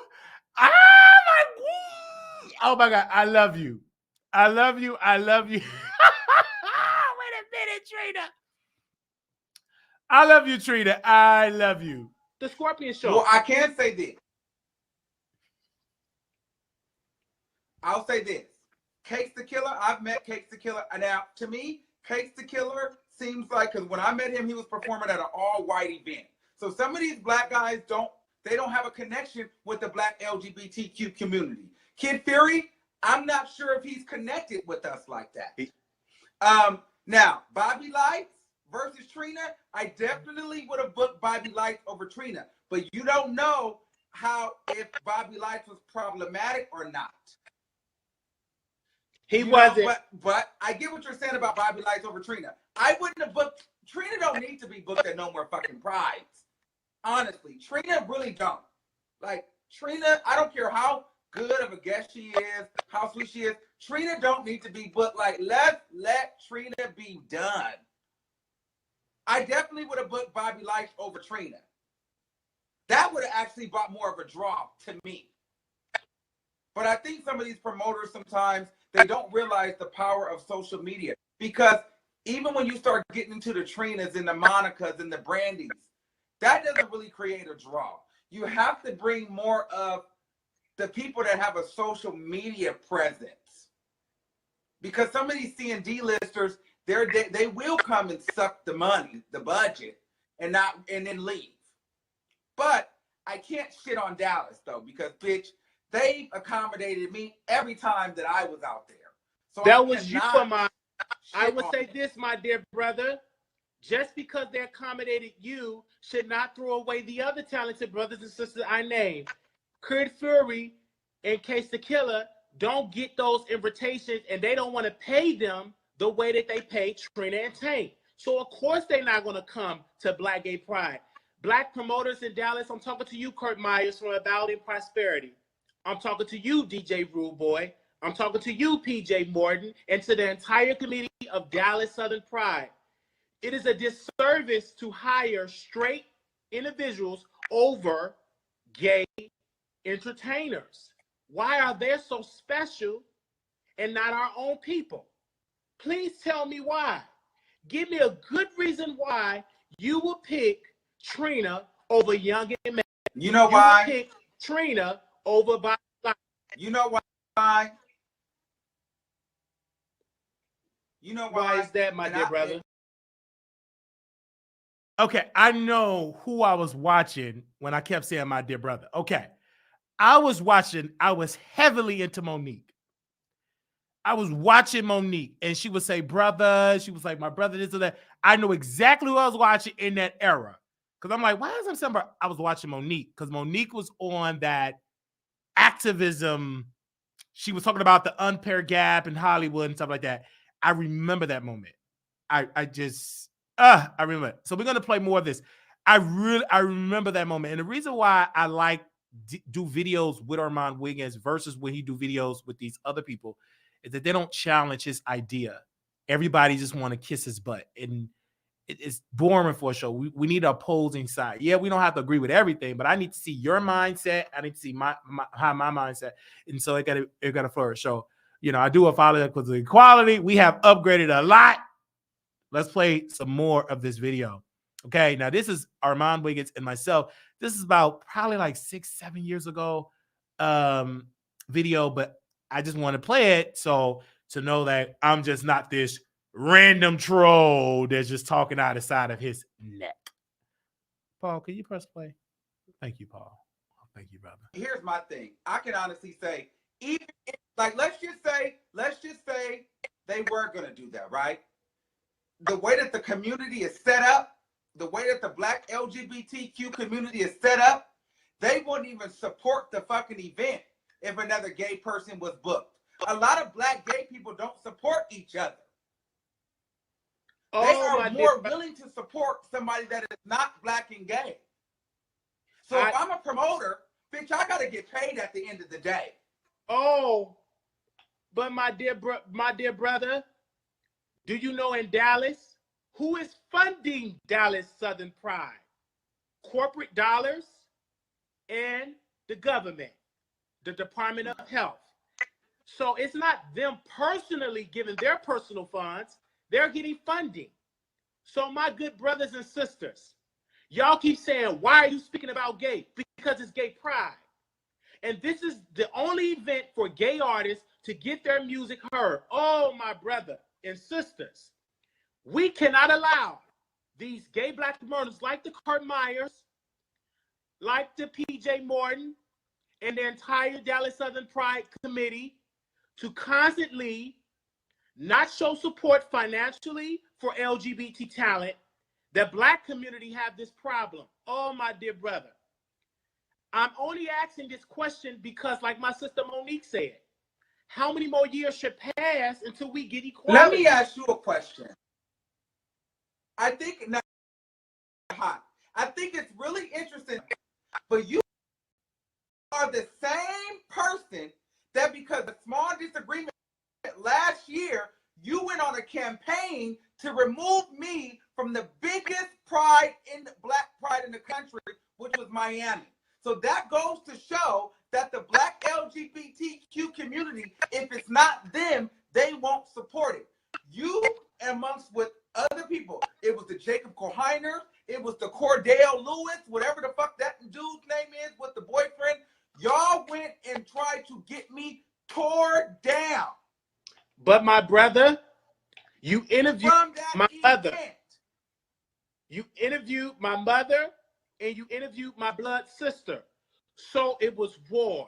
Anytime you bring my family in it, you are no longer my brother. You are my enemy, brother.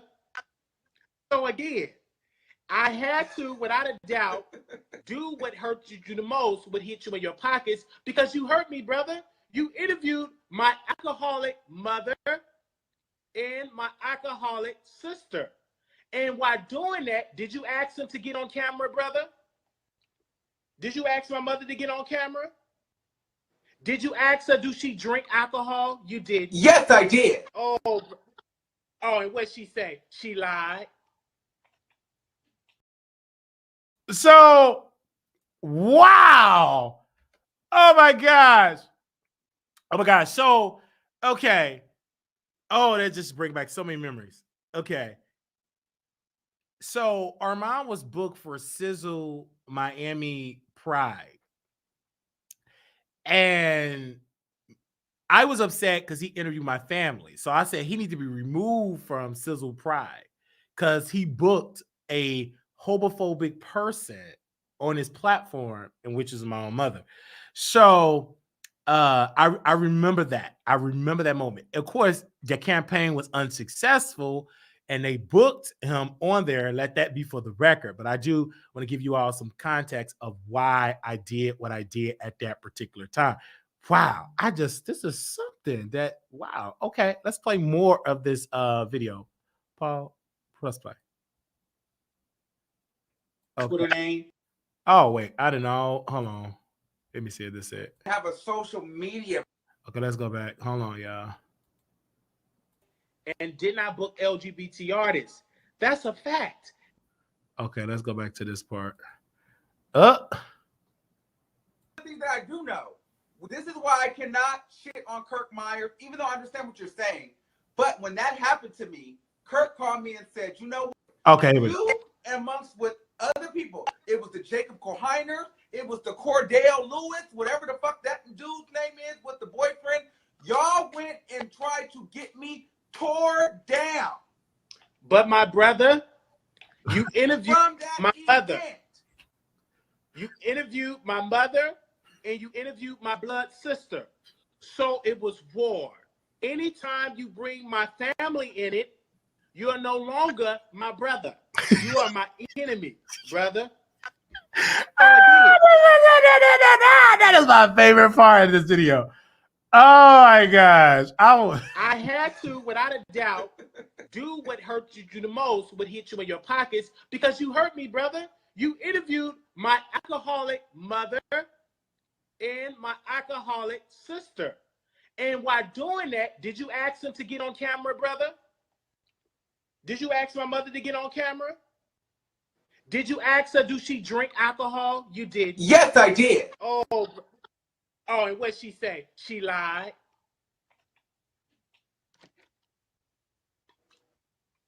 Okay, so listen, So we're not again, gonna go all the way. I'm drinking that cheap. That cheap 7-Eleven drink. But you get what I'm And saying. Sizzle- So, but no, honestly. And I didn't get you removed from Sizzle. Oh, my dear brother, I don't have the power. If I had the power to get you removed from Sizzle, I would have the power to get some black talent in here in Texas. I don't have that juice. So, But I whatever will say happened this. between you, This is one thing that I do know. This is why I cannot shit on Kirk Myers, even though I understand what you're saying. But when that happened to me, Kirk called me and said, you know what? First of all, I will say this about Kirk. Kirk was helping me negotiate money. Kirk helped me negotiate what I would be worth, what was reasonable, and he didn't try to shade me. Kirk also said, you know what? Since that deal did not go through, I'm still going to give you an opportunity, and I'm going to pay you. And then he called me again and told me he was going to pay me more. So for that reason, I cannot shit on Kirk Myers. I can't shit on PJ. I can't shit on the people in Dallas because those people looked out for me. And that's just real. Those people looked out for me when I looked crazy on the internet. They had my back. And I'm not I can't sit here and bash those people. I can't. Nobody, hold on, let me correct you, I can't brother. bash them. Because you use the word shit on. I'm not shitting on nobody. The only time I shit is in the toilet. I am only. Yeah, but you're attacking them as though, they don't want to hire. I didn't tag them in anything, sir. Did I? I wrote an article. And I wrote an article and said that Kirk Myers booked Trina and Tank and did not book LGBT artists. That's a fact. Not many. I asked Mr. PJ. Last I said, year, Mr. me, PJ, sir, T.S. I need Madison, 5 openly gay artists to get a 2-minute set. He said, logistically, we can't do that because of time. So they can't say what Maxine Waters said, reclaiming my time, because black gay promoters like the Kurt Myers, the DJ Rude Boy, and PJ Moore, and the entire staff of that time for black gay promoters. Don't have time for black gay artists. Unfortunately, I will not let you allow Wiggins or you, Kurt Myers, change up my campaign.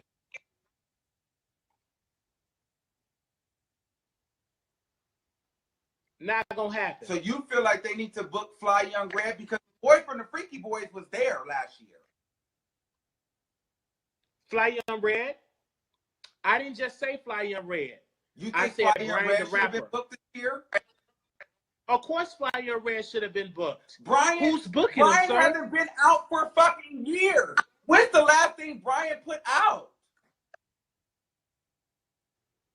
When the last album? He don't have an album out. Fly Young Red don't have no album. Only thing Fly Young Red have, he have a new single, My Dear Brother, Brother Red, got She a Thought. So my whole point is, but Fly Young Red, you wrote a post, and you said that they play my music new and old. Sir, they only brought your name back up in the Whitworth because of me, my dear brother. I'm the reason why your name is ringing back in Texas. It's because of my movement. You need to join me, Brother Red. Join me. His new song is called She a Thought. TOHT. It's available right now on Apple Music and Spotify. I still promote it. Let me ask you something. Let me ask you something. Go ahead, brother. Yes, sir. If I'm a promoter, and I'm booking for my prize this year, no shade. I'm booking for my prize this year. I might book a T.S. Madison if she don't come with too much extra. If I don't have to pay for her manager, extra shit. I might book a T.S. Madison. I'm definitely booking Lights, and I'm probably gonna book a Print from Love and Hip Hop Miami. Those are my top choices who I'm booking. It's just this is who I'm booking. To me, those people will have a draw. I'm gonna book LGBT. He's cool. T.S. Madison has the most popular show on the internet right now, and Prince is a cute boy that we don't know if he's gay or straight, but we like to look at him. So, and he's willing to come and do it. People, so I'm a book him. It is what it is. I'm not booking Fly Young Red. I'm not booking the Freaky Boy. They don't have nothing out. They not popping. They don't have nothing. They have no tour right now. I'm not booking Fly Young Red right now. I'm not booking the Freaky Boys right now. I'm not booking Bryant right now. I'm not. I would book. Can I name my booking? If I was doing this, I would let Kid Fury come. I would bring Case the Killer. I would bring T.S. Madison, Justin J from Atlanta, The Scorpion Show, A Connection TV, your boy Nunu, Amar Wiggins. I would bring the top social media in the black gay community at Black Gay Pride, period. And who would be the headliner? Can I be real with you for a minute? Can we just be honest? Go ahead, brother. Can we be honest for a minute? I'm going to be real with you, and I'm going to get real close, okay? I'm only going to come see T.S. Madison not because I'm attracted to her, but because she's a kiki, number one, right? I'm not getting Justin J because, bitch, Justin J is not cute. I wouldn't want to fuck Justin J. I'm not excited to see him. So if I'm a promoter, I want to bring somebody that's physically attractive, talented, cute. So you got T.S. Madison. People ain't trying to fuck T.S. Madison. She's a kiki. That's fine. So you bring Bobby Light. He's the gay boy. And you bring Prince because he's cute. The boys will get their shot with him. He'll entertain the fags. It'll be cool. But if you bring a bunch of drag. Y'all better with us. Y'all better with us, child. I mean, the Wi-Fi wasn't Wi-Fi back then. It was not doing both of our And Wi-Fi. ugly gay boys. Oh, here we go. I don't want to see that. And I'm definitely not paying to see that shit. But brother, my dear humble brother, corporate is funding and financing majority of these prides. So when you say to go and pay, majority of these prides you don't even have to pay to get into. I give my brother credit in LA. Brandon Anthony hosted the first ever hip hop stage for LGBT talent. He had the Freaky Boys, he had Milan Christopher, he had so many other people. And then my dear brother said, brother Roger said, our Juneteenth brings in anywhere from 7,000 to 10,000 people a year who in their right mind would book a flight for an all LGBT headliner show with zero name artists. I will, brother. And so let me ask you 30, let me 40,000 ask you a question though, Wiley. people. Let me ask you a question. Go ahead, brother. Okay, but see, here's the thing where it's not fair though.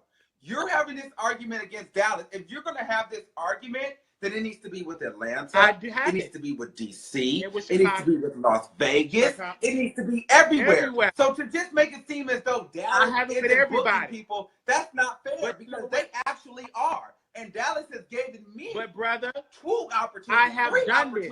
Honestly, I've been doing this for 7 years. I call out Atlanta, I called out DC, and I called out Scott Rivers from High Society Entertainment in Chicago, Illinois. See, don't just look at my resume, my dear brothers and sisters. I've been saying the same shit since 2011. It is 2018, and I'm hearing the same excuses from the Mial Wiggins, from the Kurt Myers, from the Mr. Rogers, from everywhere around the world that's happened to be gay. I ask you a question, my dear brother, who you sleep with at night? Who is your headliner in that bedroom? A gay man or a straight woman? Listen, I don't agree with booking Trina every year, but Trina must be affordable. But at the same time, so thank you again, GQ on the radio. Would book a flight for an. What are you saying so different? Those do need in Chicago, Illinois. Oh, wait a minute. Oh, you can tell that I watched The Nation of Islam, Monique. I did. Oh my God. Let me say this, and I'm gonna play the rest of this. It's about 5-6 more minutes. I can really tell who I was watching this era. At that particular time, I used to watch Minister Farrakhan a lot. Every day. Every day. He would say, brother, oh, brother. Like, I just took the brother. I could just stop saying brother. I was saying in person, sister. Because I watch so much of Minister Louis Farrakhan. And when I first moved to Dallas, I met Brother Ben X. And I never went to the Nation of Islam to, you know what I'm saying? I never went because of my lifestyle or whatever. But I will go. I'm going to Savers Day when they have Savers Day in February. This will be like my first Savers Day. But I could just remember of the teaching of the Minister Farrakhan. And so he will always use brother. That's how I was taught from the minister. So, so I brought that to YouTube. I brought that to the end. So that's what I was watching. And of course, I was watching a lot of Monique. And so I took all of that activism. It was just in my soul. And so I brought the activism, I brought it to the community. And this wasn't my first time. This was just this moment of Dallas was caught on camera. The Chicago stuff was never caught on camera. So yeah, it rubbed off on me. It was very, it rubbed. I still got a lot of the minister ways. I kind of calmed down with. Because, yeah, okay, let's go back. Back to it, Paul. Don't just look at my resume, my dear brothers and sisters. I've been saying the same shit since 2011. It is 2018, and I'm hearing the same excuses from the Mial Wiggins, from the Kurt Myers, from the Mr. Rogers, from everywhere around the world that's happened to be gay. I ask you a question, my dear brother, who you sleep with at night? Who is your headliner in that bedroom? A gay man or a straight woman? Oh,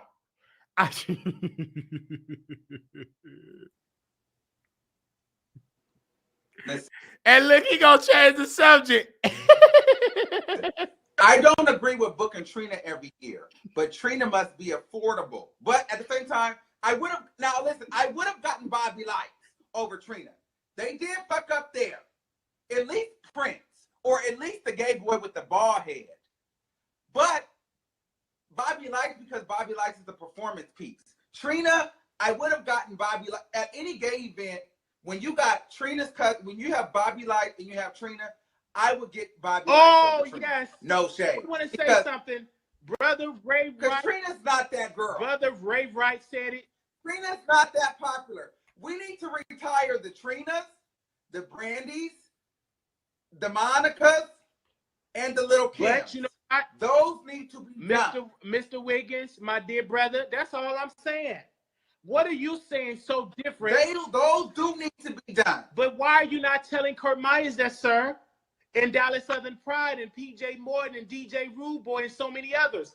They're the reason why we're having these people every year in Dallas, in Chicago, the same thing. Because one thing about promoters in the black market, they see one promoter do it, the next one do it.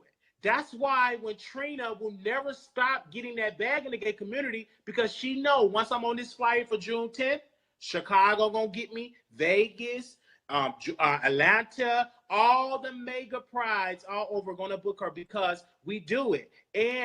But I will tell you this, Amaya Wiggins, most openly gay artists will come for no money at all. It is unfortunate that my dear brothers and sisters that do music have to sit and look at that stage and look at and party, and they can't get their music heard. They can't get on that stage because they are openly gay artists, and gay people like yourself, oh, they ain't gonna come out for gay folks because they're gay. I don't get that. My dear brothers and sisters, some talented artists out here that deserve their time to shine. When are they going to get their shot at the table? When? Right. When? Are we going to keep sitting by looking at them and looking at them by doing nothing? I'm not going to sit by and let y'all just book Trina over gay artists. Not going to happen. Mr. Kurt Myers, I'm going to write a letter to the governor of Texas. I'm going to say, Mr. Governor, I need you to investigate these so-called African-American promoters to make sure they're not discriminating against African-American talented artists.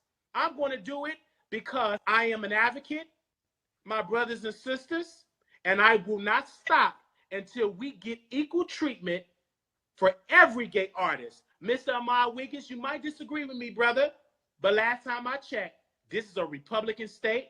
And if I have to go to Mr. Trump and say, Mr. Trump, withdraw all funding for Abounding Prosperity and Dallas Southern Pride until they learn how to book African-American openly gay artists. I'm going to keep fighting. I'm not going to stop, brothers and sisters, because it is a problem.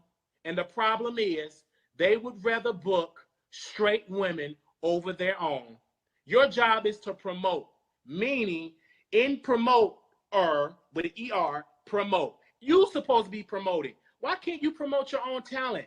DJ Rude Boy in Dallas, Texas, why can't you play gay artists? Why can't you do that, brother? Why are you just playing mainstream? What about your stream? Let's refresh this live. Let's refresh this live. Read. I'm refresh not, this live. Hold on. I want to read this. Trina is not headlining, though. She's promoted simply as the host on the flyer. Tank is the headliner. Tickets won't sell for an all LGBT cast in Dallas, maybe New York, but not here. That's not true, brother. Let me tell you something. Let me school y'all, because I was in a meeting with. Well, here's the thing. Let me have this. Even though I think we should refresh this page because more people will come on and join the conversation. I'm not going to title it because you know why I'm not going to title it? Because I don't want you to block it. Because I'm not going to tag nobody. I ain't going to say no words. All I'm doing is freedom of speech to the Facebook community. Well, here's the thing. Okay, let's say this. I can refresh it. Now, I do have to disagree with his statement there because the power of social media now, we have so many hot people. First of all, let's just take Trina in for an example. I get Tank because he was a boy. You know, Dallas is a little. Dallas, can I Let me say say it? this. You're afraid to say it. Can I say it? Dallas, no offense, but they're slow when it comes to news. They're slow when it comes to fashion. And they're slow when it comes to certain different things. The slaves got freed on June 19th, meaning that they got the news late. So that spirit in Dallas, Texas still exists with a lot of people here. It'd be some music that they listen to that we've been listening to in Chicago months ago. It'd be some fashion that I see that we've been having that fashion maybe 2-3 years ago. I'm only saying this, and then they get mad when it be. They said, Wiley, won't you go back to Chicago? My brothers and my sisters, I will go back. But Jesus told me, go, seek, and change their wicked ways. So what I think happened is, you know, I think Dallas, you're right. Dallas is a little slower in pace of that because it is the South. But I love Dallas. I love it too. Don't get me wrong. Oh my dear, I love Dallas. I love the state of Texas. Love. I don't want to get. I'm not going to. So I love Dallas. But at the end of the day, I'm saying this: Trina, we don't need her as a repeat because Trina is only booked when it's the summertime when there's a pride. Now I will say there's a lot of LGBT out there that could bring the people out. Like I said, bring Bobby Lights out. You could have brought Prince out. Prince and Bobby Lights would have been cute. I would have paid to see Prince and Bobby Lights. I'm not coming to see Trina say, pull over that ass. I'm not coming to see Trina perform. But Bobby Lights and Prince, I might come out to see Bobby Lights and Prince. There's a difference. But so I think that nation, this is not even a Dallas thing. I think hashtag nationwide, we need to retire Trina's residencies at Pride. I think they've run its course. It don't have to be a gay thing or a straight thing. I just think the Trinas, the Brandys, the Monicas, the Little Kims, we're over that. I agree, brother. There's new girls in town. And that is LGBT personalities, Facebook hosts. We got our own talented people. We don't need to go to them anymore. We are conditioned to believe that straight people, and I'm going to close it out and then we're going to redo it, that straight people can draw a bigger crowd than our own people. That's a lie, ladies and gentlemen. That is a lie. Okay, let's refresh it. All right. Wow. That's multiple different things I can say about the video. But I'm not going to get into like the context is outdated or whatever, what he said, because we both said what we said in that particular video. But the beauty of it, when I saw the video and my producer, she sent it over to me. I sat down and I said, oh, this is entertaining. The reason why I felt like it was entertaining, not because it was me there. Well, of course that.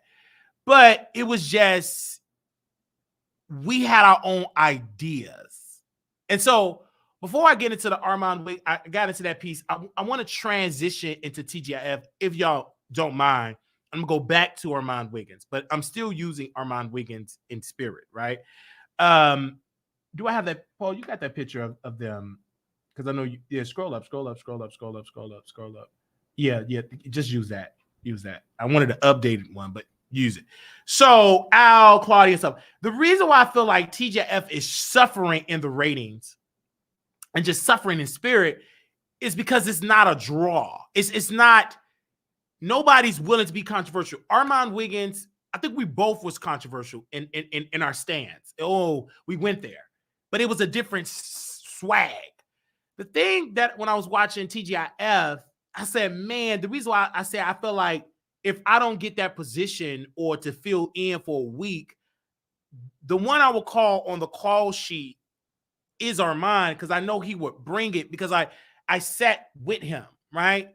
And I done multiple shows with him, and I know what he can bring to the table. And when I was watching Claudia and Al, they addressed the Wiley show.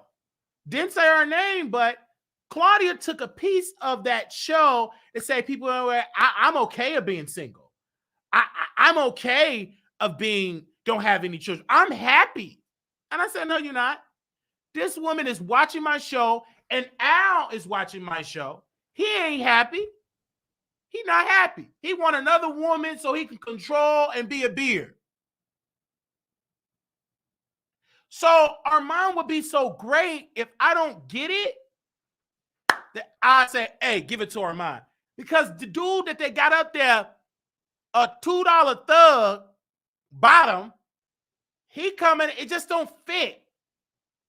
Armon, when I watch him, I'm glued to the screen when he's on his bag. This is before all the female rap. This story. I stopped watching him because all he talk about is female rappers. And baby, you only talk about two of them. And I'm tired of Nicki and Cardi. Honestly, I'm tired of them. Now, when he get in his bag and he talk about other subjects outside of Nicki and Cardi, I'm glued to the screen. But when he talk about Nicki, Cardi, Doja, baby, that make me sick to my stomach because they all trash. They're boring to me. It's the same thing. Ain't nobody a Cat Williams in female rap. Cat Williams naming names, dragging. Only Cat Williams in female rap was Lil' Kim. She went very direct. She trashed Nicki, very direct in her diss record. Didn't play no games. She woke it up. The rest of these chicks, they ain't no care. They scary. They don't put an address on it. The only one that did it was Young Miami when she went towards a gay man. She didn't do it towards Nicki like that. She didn't put it towards the music. But that's why it's boring. Nobody's standing out. Nobody's dragging and cuts it like nobody's doing. I think Lotto did it, but it ain't done enough. So I get bored seeing the same female rappers being talked about because it's nothing new. But if you get Armon to talk about another subject, like when he talked about Funky Dineva, it was great. I wanted to hear his opinion about Cat Williams. He just gets so stuck with female rappers. It puts him in a talented man, a lightning rod, in a box. Just with that, you're so above female rappers, like crazy. But when we were with him and we worked, we didn't talk about female rap. We talked about it maybe once every 8 months. That's why I say he would be great on the show if I don't get it. Because I know me and Claudia won't get along. She going to say something shady, and I'm going to have to rebuke her on the air. And she might leave there crying. So I know I'm not going to play that role because you're not going to say no in-the-window jokes because I'm a black gay man or a black bisexual, whatever, because you see a black gay man regardless. I'm going to hit you at your doorstep. And I already know we ain't going to last too long. Maybe the first episode, I'm going to be like the little girl that went upstairs and didn't return. I'm going to be the one that went gone in a commercial break and never come back. Because she like to be smart with the little jokes and hit up on the gay people with her little joke. I'm gonna make some jokes out of her. I'm going to make her into a submissive woman. And then she going to finally be able to receive an alpha man. So, because she responded to me about being single, that she happy. You ain't happy. Because if you happy, you want to respond. Why are you watching me? Because you're not in a relationship. You're not happy. You got to watch Wiley and respond. Instead of being woman enough to come in the chat and have a conversation, you go to platforms that feed your ego. I'm not going to feed your ego. I'm going to challenge you as a woman. You 50 years old. You lived on this earth for 5 decades. You deserve to be challenged. I'm not going to kiss your butt. You 50. I'm going to challenge you. And you bothered by it. So when I saw the episode, it just didn't do it right. And then when I saw Funky Dineva, his thing, he didn't do it right because he kept pausing, muting the thing so he could do the booger sugar and say it's because of my air conditioner, because my ring light is really high. No, baby, you high.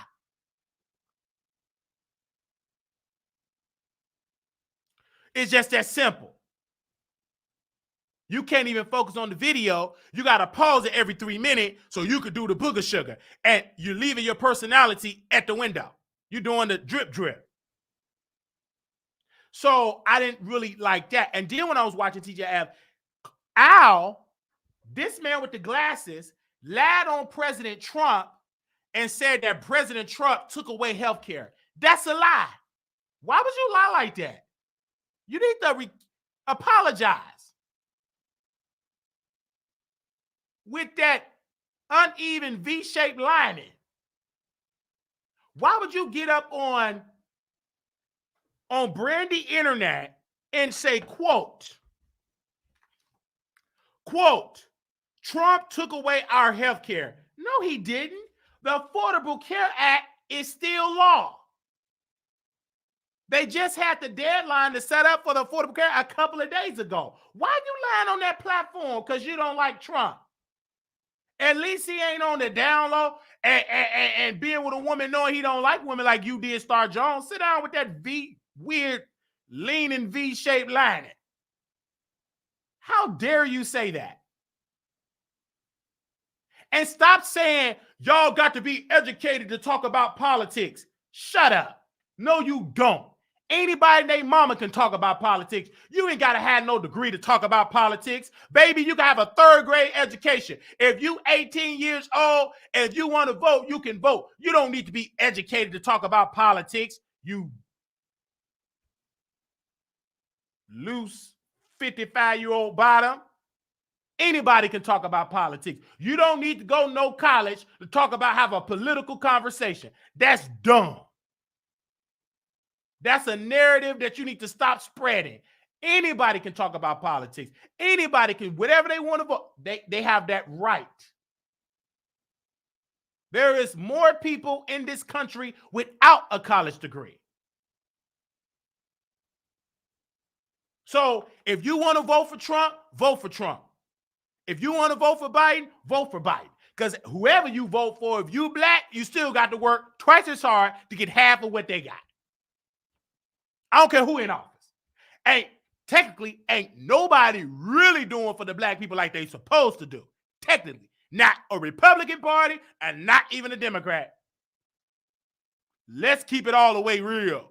We still didn't get our free treatment, equal treatment. We still get a pay gap. We still so behind white America when it comes to wealth.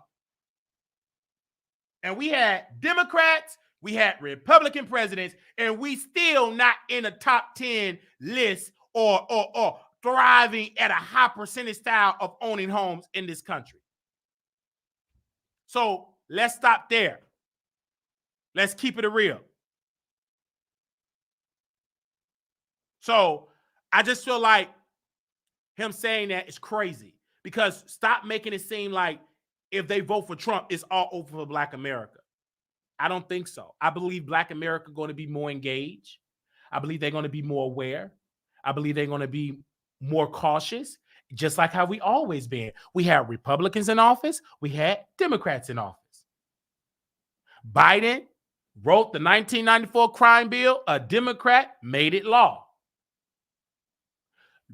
President Bill Clinton deregulated, allowed Congress signing into law to allow radio companies, these radio huge corporations, to own so many stations. That's why it's hard for independent artists or regular art to crack it through, that because the market is controlled by one or two powerful companies. And that was a Democrat. So that wasn't a Republican that passed the crime, that signed the 1994 crime bill into law. That was a Democrat. That wasn't a Republican first lady that said super predators. That was Hillary Clinton, a Democrat. So let's not act like Democrats is just so in love with us Black people. You better wake up and smell the coffee. Look at California, Democrat. Look at all them homeless people, Democrat. Baby, California got so many homeless people, you can't even go down the street to get a burger. Homeless people everywhere, Democrat.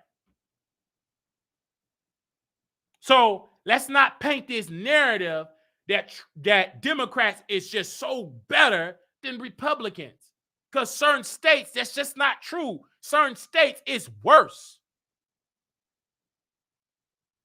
Period.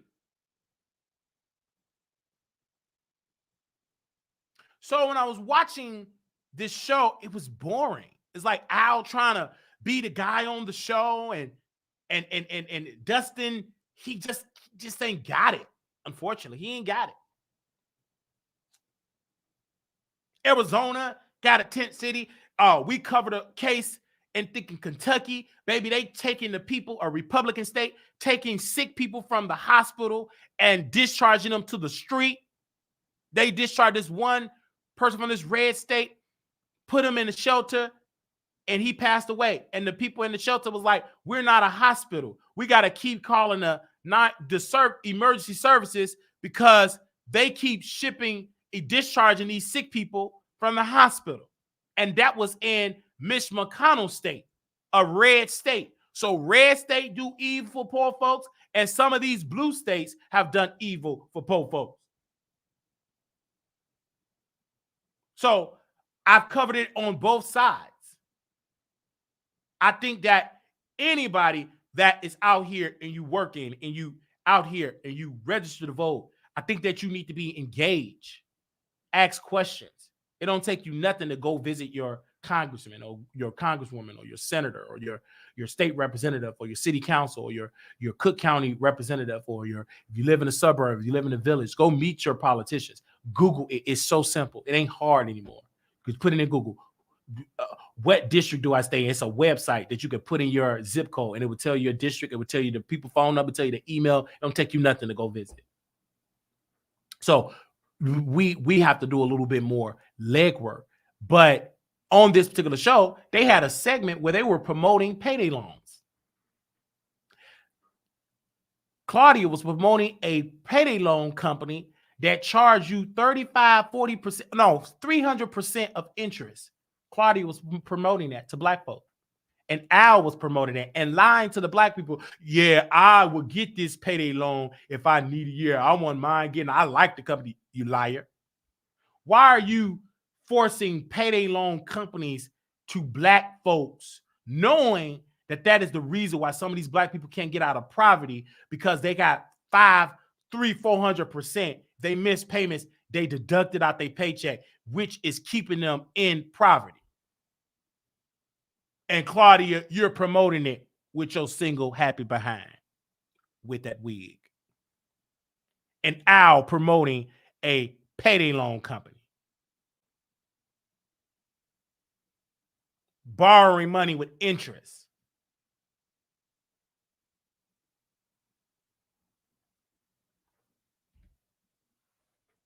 So you're trying to act like you for the culture. Where was that energy at when you had that wig making fun of dark-skinned people? So I was over there watching TGIF, and I said, oh, I want to go on it because I want to drag. So I bring the energy in the chat. Baby, the chat be lit. When I come up in the chat, I may be 5 minutes late because I'm coming from the gym. You know, I'm taking a shower. I'm eating me a sandwich. I got to take me a shower, oil my body up. And I went up in the chat. I'm waking it up. That's why Claudia mad. I'm waking the chat up because we wake it up in the chat. I talk about the topics. I talk about it. I have a great time in the chat. And the people love me in the chat. And they said, Dustin don't have it. He's dry. He's boring. He tried to act like he's so innocent. He going to tell the people, I don't have any videos out. Bruh, you had a whole OnlyFans. Stop lying. You capping. Bruh, just because you wear a chain, you say bruh every Thursday, you be out there throwing out them cheeks. You ain't nothing but a chain wearing, fitted cap, loose booty bottom. Stop playing with me.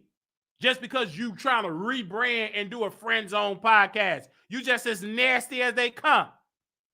You don't wear no condoms. Stop playing.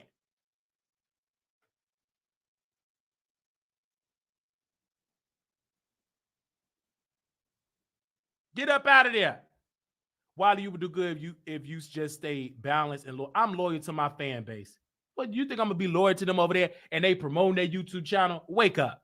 They know it's a secret ship. Clark will say, well, make sure you go to my YouTube channel. I'll say, make sure you go to my YouTube channel. They promote their YouTube channel because they know they already got word. When they keep promoting that YouTube channel, in my spirit, they already got it. We only got a couple of more months left of this show. That's it. So just go ahead and promote y'all YouTube channel because this is about to go. Because I'm like every other segment, yeah, on my YouTube channel, we're going to really break it down. I'm like, why they keep promoting that YouTube channel? I was like, oh, they got word that Fox Soul is about to close them doors. Because they keep promoting their YouTube channel. And I never really seen them promoting their YouTube channel every other segment. It's a whole snooze fest.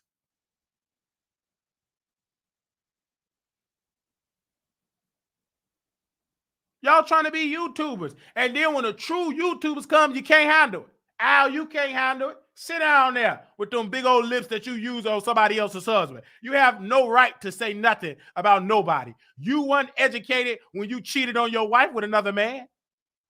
Where was your education at?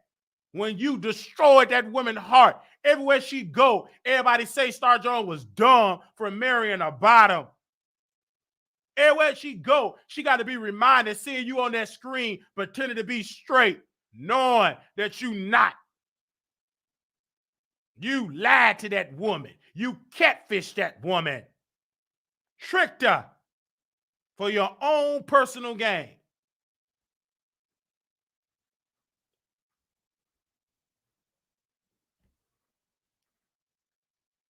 And so I just had to see that because this was week 2, day 2 of the Monday. Now this is the Tuesday Night Wars.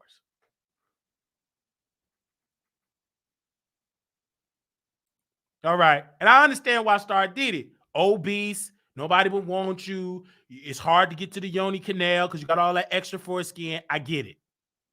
You just take whatever. People do things for desperate means calls for desperate measures, I guess. Moving right along. So Armon Wiggins, DJ Akademiks or whatever. So now we back to Armon Wiggins, right?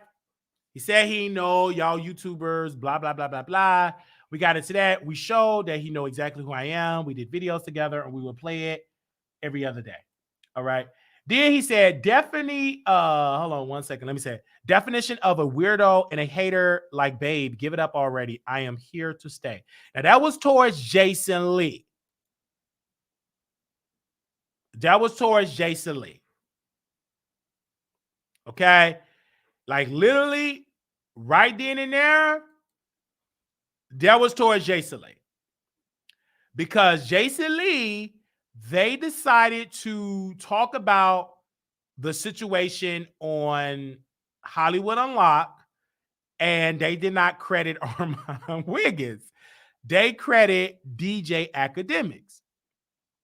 And Armon felt some type of way. So he decided to go off on Jason Lee. Say he a 50-year-old bottom, jealous, etc. Then he said this towards Jason. He said, jealousy and envy is a disease. He said that. And that was towards Jason Lee. Y'all know who Jason Lee is. He's on the campaign running to be a city councilman in District 6 in Stockton, California. The same Stockton, California that Armon went and said he was such a fan of Jason Lee. All right. So we hearing this. And the thing that gets me with Armon is that he said, I don't care about Jason. I'm done with Jason. Jason don't do it for me. His blog don't have any traction anymore. His blog got fake followers. But then that same blog that you criticize, they'd have no traction and have nothing but bots, you're mad because the blog wouldn't say your name in the title? My brother, wait a minute. How in the world you criticizing Brother Jason when you said his blog don't have no real true following, low engagements. So why is it your concern that Jason Lee don't promote you on Hollywood Unlocked? To me, that does not make any sense. You're watching Jason and you're mad and you upset that Jason have not promoted you on Hollywood Unlocked. He's not. Get it through your thick skull. You say you don't pay attention to YouTubers. That's a lie, because when Couture Bay brought her beautiful self and Grace herself on the platform, we was doing a segment on about the situation. You watched it. Couture Bay called it and said, quote, he's watching right now. He's going to respond. And you respond. It's okay. Girl, we see each other, as one of the girls said on the reality show. We see each other.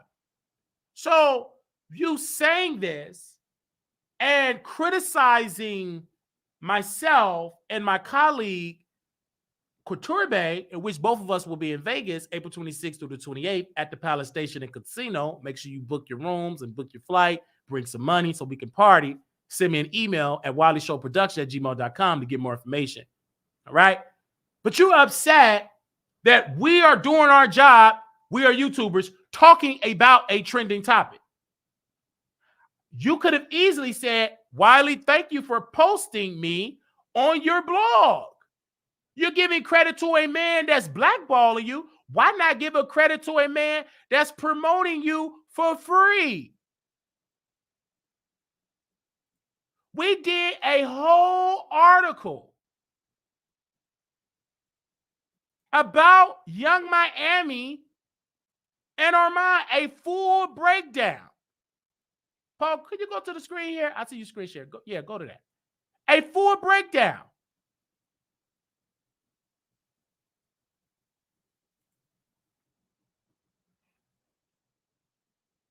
So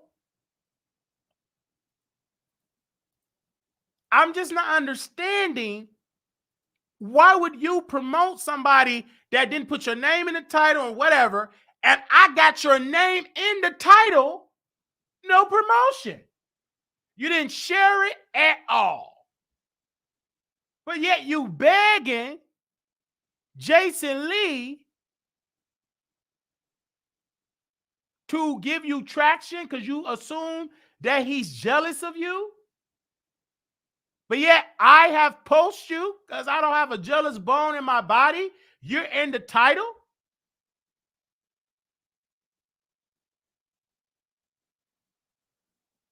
I just don't understand that, brother. Help me to understand. Make it make some sense. Because 2 + 2 ain't equal 4 over there. I have a whole article with details of what went on, and we shared it to the world. I just don't understand it. You begging Jason Lee, and he's slamming the door. But then you don't want to promote a man that's promoting you. I even put this out in the atmosphere, creating the atmosphere for Brother Wiggins, honestly, right? Because we're true to this. We're not new to this. We've been doing this for a long time. And for me, I just want people to understand where I'm coming from. And I'm coming from a place of love. That's what I'm coming from. I'm coming from a place of love.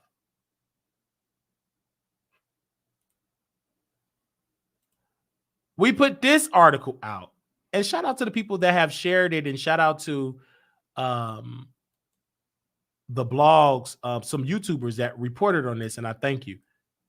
Headline: Claudia Joy as eyes Armon Wiggins as fucking that need a replacement on TGIF. Go down a little bit.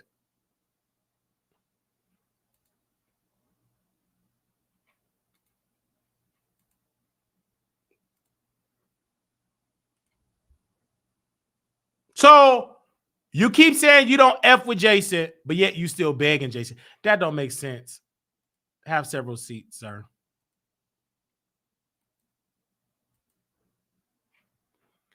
That don't make sense.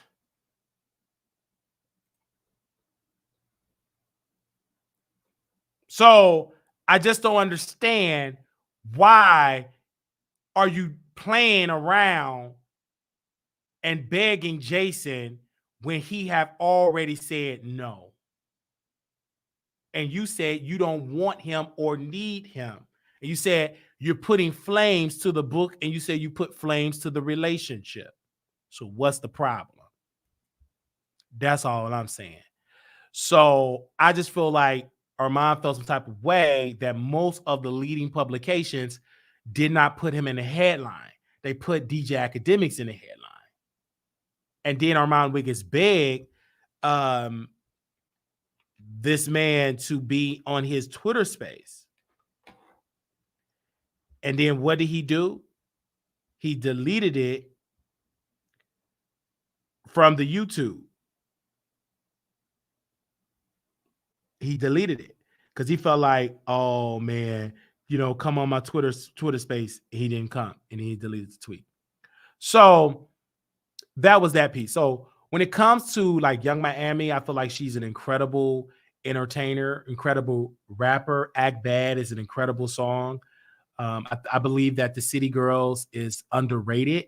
I believe they came out at a bad time. I believe they tried to release the stuff during the pandemic. JT was arrested, and it was just bad timing. And I feel like it's great timing now. I just feel like they just need continue to make great music and to continue to make great music, right? And put it on the album. I don't think they need to release an album at this particular time. I think that they need to release singles. And I think they need to promote more on the radio shows, on the podcast. I believe that, you know what I'm saying, JT should not abandon Carisha Please. I think that she needs to bring it back. I think that she needs to tell Diddy, let me get full control of the platform. Let me get full control of this. Let me own it, full control it, and let me license it back to Revolt, and let me continue that legacy, because Carisha Please is an amazing show. So I'm glad that she's making a good strategic plan. Her team is allowing her to do a reality show without Diddy. I feel like she needs to continue, because despite what you say about her, she just found her magic, and her magic sitting on that stage is like when Oprah would interview people, it will create conversation. It created moment. She got a reaction out of guests typically that you don't see. And as a woman, she have been doing it. And she's I believe, amazing mother. She providing a great legacy for her children. And if the radio or if the music is not where it's supposed to be, you still can go somewhere and can dominate the world and still talk to the world and reach millions of people. I mean, she won multiple awards for her podcast, not because she was just associated with Diddy, but because of who she was, because other episodes outside of Diddy was great episodes. Like, she had very iconic moments on her show. And I feel like we should support that. As a woman, as a Black man, I support it because she's just an awesome personality and an awesome rapper. I think she's an underrated rapper, because people think that you have to be a Nicki or a Lil' Kim. No, she's Carisha. She's Young Miami. And I feel like she have her own style. And I like her style. I actually like the City Girl swag. I like JT. I like them together. They mash together. I feel like the sky is the limit for those women. They're young. And I feel like this is the moment for them to continue. I don't think they should stop. I feel like, unfortunately, due to the fact that she was associated with Diddy, so temporarily she have to go through that storm. But I believe this storm will pass and she will continue. For it to pass, I'm glad that she's not focusing on Diddy issues and making it a part of her, media thing. I feel like if she ever address it, I feel like she should address it in a book and make a coin and have it a teachable moment, because we have to stop thinking that Diddy is her identity. It's not. Just because a woman date a man, that's not her identity. Women have fought hard to create their own identity. And Carisha have her own style, her own identity. And so I believe it is a disservice to just put what Diddy did on Carisha. That's unfair because at the end of the day, she was not named in that 55-page complaint. She wasn't named on any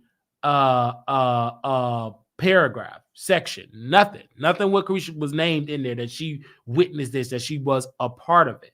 I feel like that she going through it. I feel like she should continue to be her. I'm going to continue to reach out to her to be a friend and to know that she going through a lot because she's not perfect. I've met so many women that date men that deleted people and they're in prison for the rest of their life. Does that make them a deleter? No. They just dated a guy that did that type of behavior. So her future is bright. I feel like she have to just ignore the Armons and the DJ Akademiks because those brothers, that's their gift to just drag. They're not offering empowerment for their people.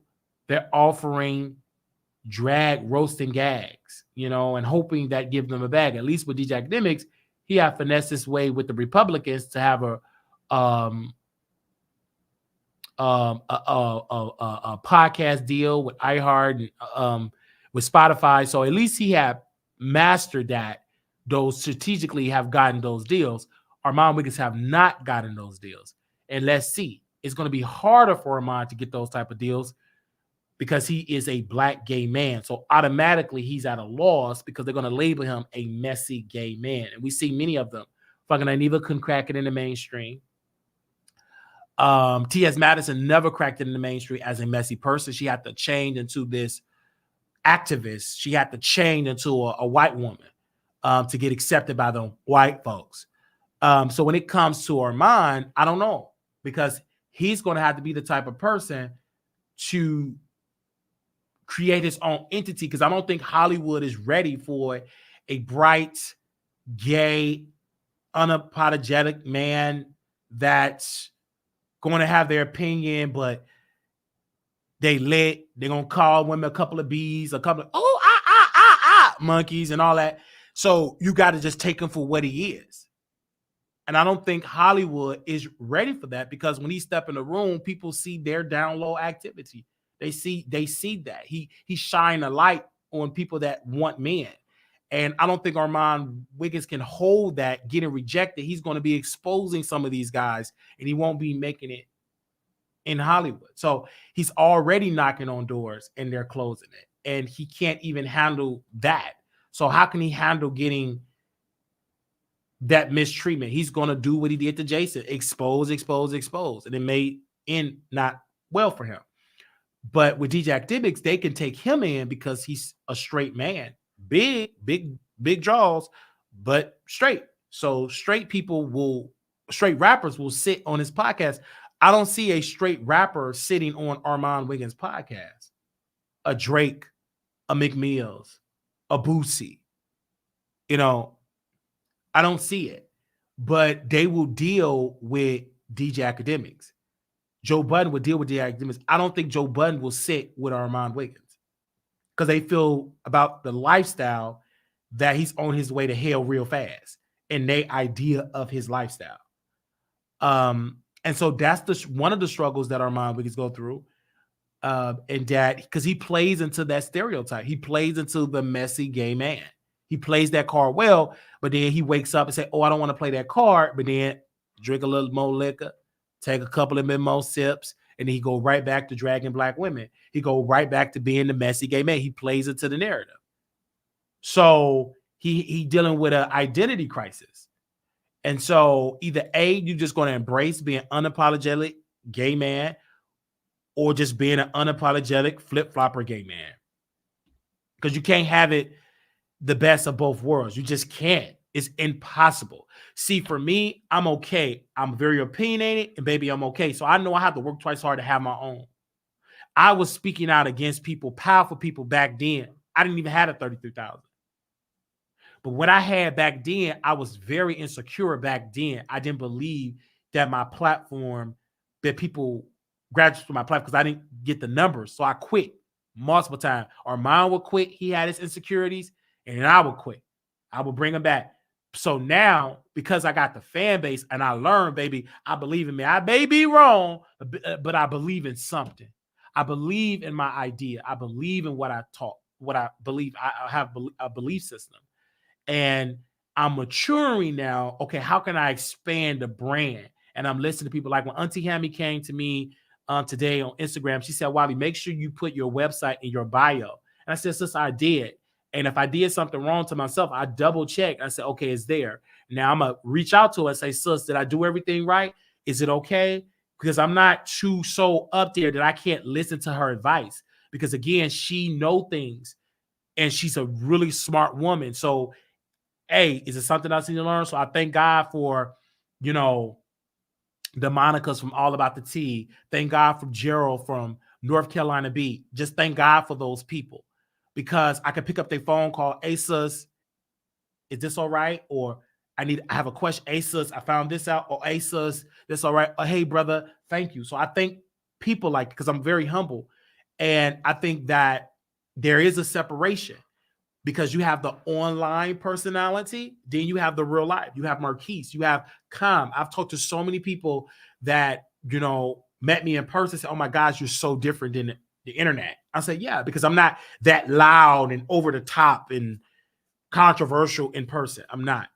I'm cool. I gotta warm up to you, but once I warm up to it, it's gonna be lit. So, but I thank God for those people. Even like Armon, I've learned great things from this brother, and he have helped make me a better commentator. Because he said, I don't think Wiley believed in himself, and I didn't at that time, and now I do. And I took his advice, I grew it, I expanded, I build on it, and I see my brother Armon need some advice as well.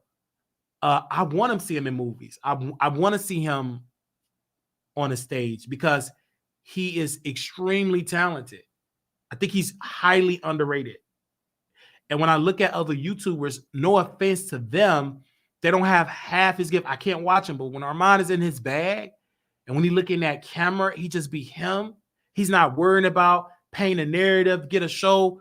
He just let that light shine. Just speak from the heart. He could be dead wrong, but if he speak from the heart, baby, I see it. I got you. It's so many great moments of him. I actually like the old Armon Wiggins for some of the old material and some of the new stuff too. The quality stuff, A1. But I just love that he have these topics and he just go at it. He's very opinionated. He have his own look of life, and I respect that about him. And it really shines when it's outside of female rappers. Even though most of his predictions about female rappers do come to pass, some of the stuff he be off, but most of it be spot on.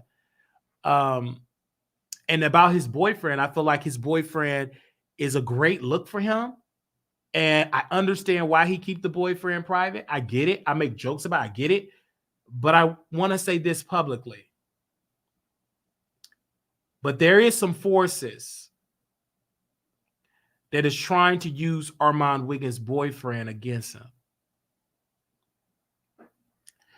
And I'm going to say this without saying everything.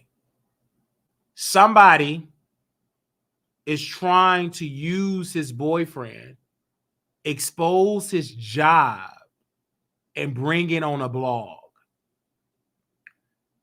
And they're trying to make Wiley do it, me, myself do it, and we declined to do it. The reason why we declined to do it, I don't want the narrative, because I ain't heard that I'm hiring private detectives, because first of all, I don't have the money for private eye. Why are we taking pictures of Armon Wiggins' boyfriend at this job? Who ever think to do that? So this when I seen this, I said, why are they trying to have it, send it to me to post it on my website? How do you know I got a website? So, but I'm not doing that because it will play the narrative that I'm this sick psycho taking pictures of his boyfriend. And so when Lovely T made that statement about how the boyfriend worked for the company and stuff, I don't think they need to be talking about the boyfriend. I don't think the boyfriend should be mentioned because those dark forces want to use that to destroy Armon because they know that is his weak spot. This one particular person came to me and said, we know that's his weak spot. You posted. He did this to you. This will really grow your blog. You can make X, Y, and Z on your blog if you post it. They will have to rewrite. I said he's not no celebrity. Why would I do it to the boyfriend? He's not a celebrity. He is an unknown figure. But you know that. You just want the world to get him fired to get back at Armon Wiggins. That's your plan, and I ain't falling for those. I ain't knowing your plan. You can keep your invitation to your party, because I ain't going. So why are you trying to make him part of the content? Don't make me a part of your plot. When I talk about Armon Wiggins, baby, this me and that brother, let me put Armon Wiggins on the screen here. Let me put him on the screen only, because this ain't got nothing to do with Carisha or DJ Akademiks. Put him on the screen. This is this brother I go, Joe, but I never will go, let me. First of all, I can't afford. And I told the person on the phone and my producer, I said, they know it ain't gonna come from me. They know I ain't got the funding to hire a private eye. I don't have the funding. I don't have the funding to send a private. I don't have that. So, no, absolutely not. So I just feel like it's crazy. I feel like Armon Wiggins, he's dealing with a dark force that they want to destroy this man. And they were willing to use his boyfriend against him. So when he was using the boyfriend and I heard Lovely T and it kind of shocked, I was like, oh, don't keep saying that boyfriend name. Don't do that. Because when you say, oh, he's so adorable, oh, he's so great, he got a good job, he works for this company, it was his boyfriend company, Skybox, because that man got a force. He want to use it to destroy Armon. They want him, this goal, they want him out of Hollywood. They want him out of there. And for what came to me, they're not going to rest until he leaves. So I just feel as though that when Armon go, I feel like he should just leave Jason Lee's situation alone. I leave it alone because you won't win that fight. You have politicians that's afraid to say something about this man. I'll leave it alone. It's a battle you just won't win. You outnumbered, you underfunded, and you won't win because this force, they don't do their dirty work on camera and all that. They do it behind the scenes. So to pretend like, oh, my hands is clean. I ain't doing nothing. It wasn't me. So I just feel like, man, when I see these posts and these Instagram and I'm getting dragged and I'm called this and this, I take that because I know I don't go as far. But these other forces, baby, they ready. They ready to go. And that's why I feel like Armon should be more focused on that instead of focus on these women in hip hop. Like, you need allies because you're getting outnumbered. And I feel like Armon Wiggins is a type of person that's very emotional and that works against him because he wears his emotion on his sleeve. He wears on his sleeve. And that's not good.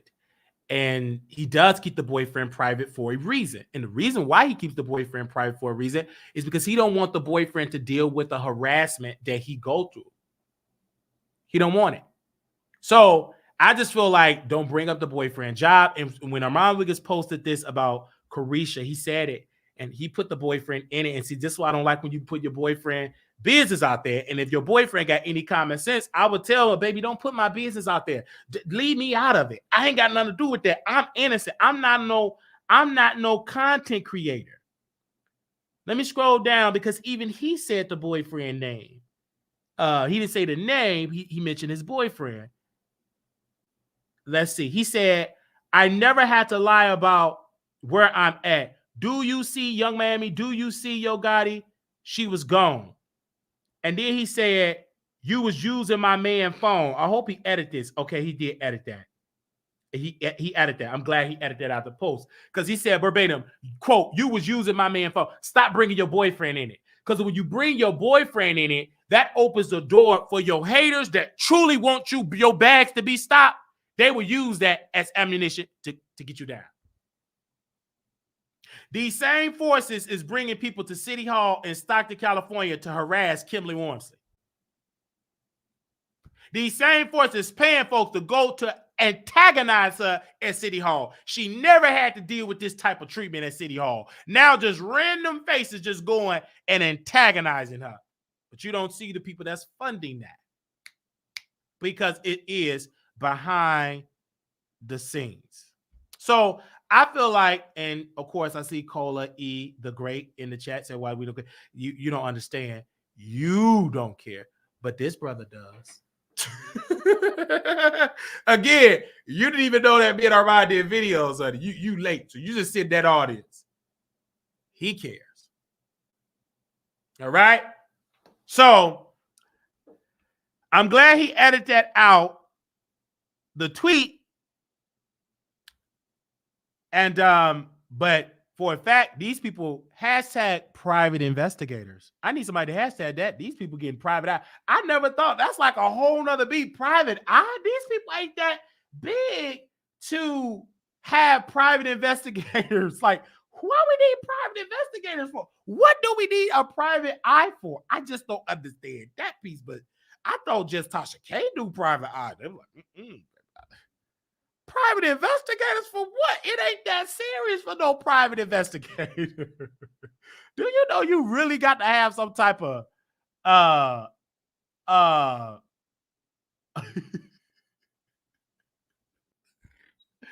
I'm Couture Bay. I'm just gagging here because I'm like, see, I'm gonna mind my business, but I'm gonna share it. But I ain't gonna be leading the charge. Couture Bay said they do care. They found out he's a publicist in ours. See, it's like I would have never brought my boyfriend in the conversation though. I would. You was keeping him private for a reason, but when you bring him to the docket, them forces will do everything possible to destroy it because they know that's your weak spot. Anytime you're keeping a person privately off your social media, they know that's your weak spot. I'm not trying to make this a thing, Cola either great. I'm not. I believe Cola either great. You're just behind the T. You're behind schedule. Sorry, and you outnumbered. You outnumbered, honey. And you only come in and try to defend Armon. You really outnumbered. Because if what I said was a lie, then you shouldn't be concerned about it, Cola E. Great. All right. But let's move on to our last segment in this video. And this is going to shock us all. Well, you all that did not read the website. We got Tasha K on the screen here. Tasha K is in legal trouble. And it's very serious because this have led to a bankruptcy hearing. To now, her case have been referred to the Department of Justice for criminal prosecution. So we were in here, having, talking about Tasha K, and so many people had something to say about her. And just to give you all the story here, everybody said, but what happened to all her money? Where's her money at? And people kept saying, she have a trust. And many people said, they kept saying it. So now Cardi B, she had made a video about a month ago, said we know you hiding money, embezzle. So now we are now finally here, and we have court documents, and we're gonna screen share this and show you all this of Tasha K, right? And so we're gonna have this and show it to you all here. So this is her husband being questioned by Cardi B lawyer. I believe this was Tasha K or her husband. But anyway, let me see if I can zoom in some more into this, you guys. And let me see if I can, so you all can see. Okay. Okay. So the gag that caught my eye is who owns Transrena Management Trust. Tasha K got a trust for her family and children under her middle name. And the answer is, I don't know. Cardi B lawyer said, you don't know? They said, I don't know. This is, okay, this was Tasha K. Okay, this had to be Tasha K, all right? That's getting questioned by Cardi B lawyer. So they said, does the word Transrena maybe give you a clue as to who might own it? Oh, okay, this is the husband. Yeah, I got it. This is the husband. Transrena is my wife's name. Question. Do you recall that you testified that there were no trusts, that neither you or your wife own any trusts? Yes. So why are we seeing Transrena Management Trust here for Tantu Limited Partnership as the general partner? And that's her daughter. Her husband said, Mr. Kibi said, I don't know why. Question. Who were the limited partners of Transrena Management Trust? Answer, I don't know. Who? Okay, let's scroll down. So your prior testimony that you or your wife didn't own any trust was incorrect, correct? Let me say that differently. So when you testified prior that neither you or your wife had interest in a trust, that was false testimony, wasn't it? And Mr. Weiner, that's Tasha K lawyer, objection to the form of question? No. That he answered no. He said no. He answered no to the question. Are you a limited partner in Transrena Management Trust? I don't know. Are you a limited partner in Tantu Limited Partnership? I answer, I don't know. That's Tasha K husband said, I don't know. Who would have documents related to Tantu Limited Partnerships? Answer, that would have to be the attorney. Natalie Green, Halsey, Natalie Green, Halsey? Yes. Question. I see down at the bottom of this, her name is Natalie Green on this document, correct? Yes. Is that the same person as Natalie Green, Halsey? Answer, I believe so. Question. Tantu Limited Partnership is still an active partnership, isn't it? This is Tasha K husband. Answer, I don't know. Do y'all see this? To break this down, Tasha K husband is being questioned by Cardi B lawyers, right? They thought we're going to put money in trust and ain't nobody going to find it. Cardi B people have found these offshore accounts in trust. The husband is trying to lie or trying to get amnesia. Say, oh, I don't know we got any. What? I don't know. Oh, but I have to be my attorney. Let me scroll down here. Okay. Give me a second. So, you guys, what is this? I say during the course of discovery in this case, Movat has uncovered. Okay, give me a second. Let me let y'all see this. Come on, one. Let me do this so y'all can see. Okay.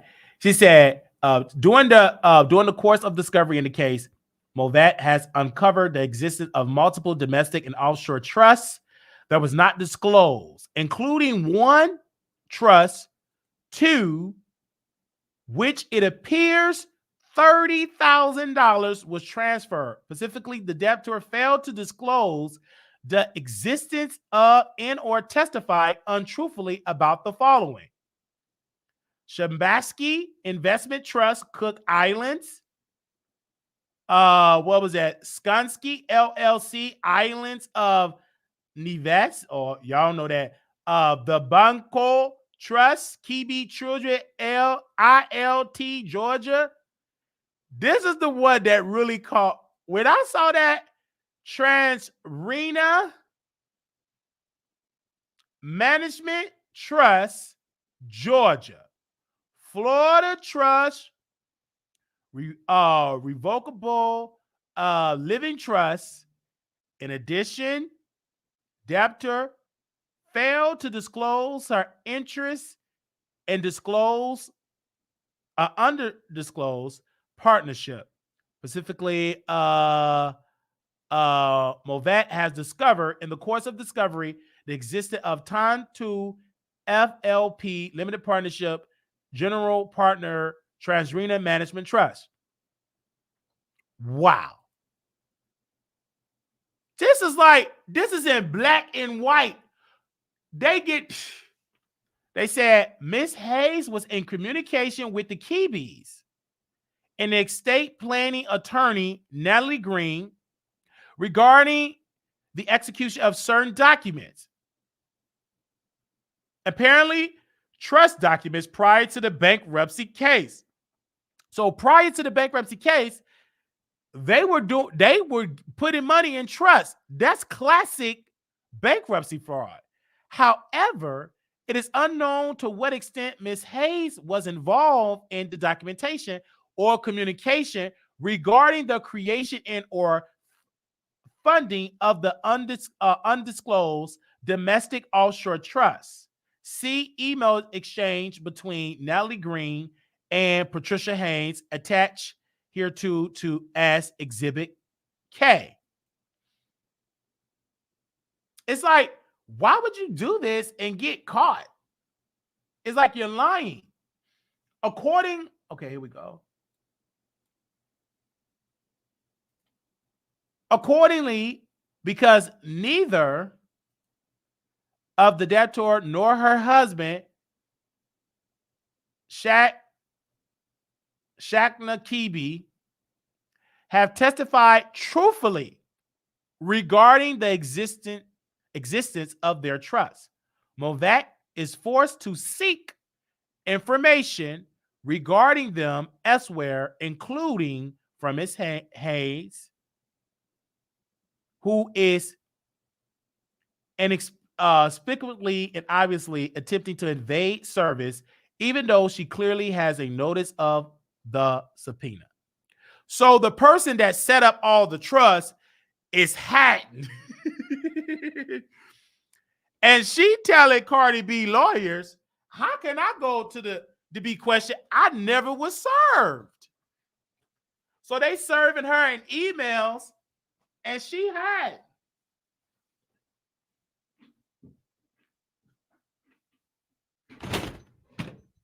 She had. I had to get my towel.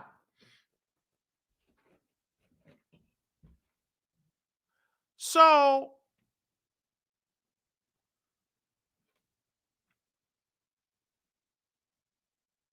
I'm seeing this,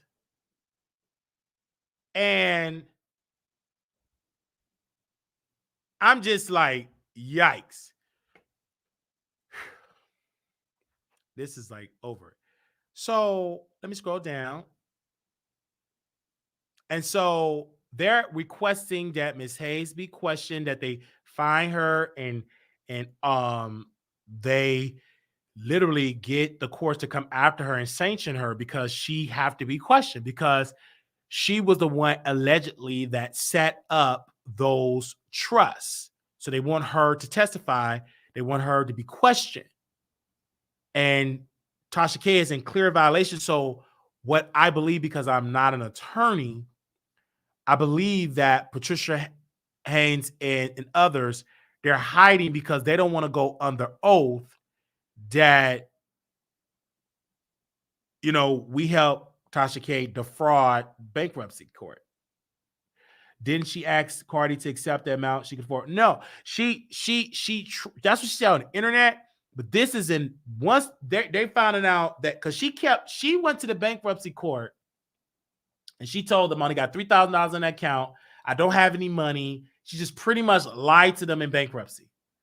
And so I guess she thought that Cardi B team wasn't going to find those trusts and find the people that set up the trust. She thought running to the internet, trolling Cardi, oh, I ain't got it. She really thought, oh, okay, I'm just going to troll and say I ain't got it, and she going to get away from it. And she literally came to the internet and said, girl, I know you ain't working. You know what I'm saying? We both mothers. She tried to get sympathy. She tried to get that old ugly cry. Yeah, Paul, go to the part where she get that little ugly cry and she go there crying. Who gonna be there for me as a woman if you delete yourself? And here she is with all them fake tears. She got all the trust. She got all them trusts.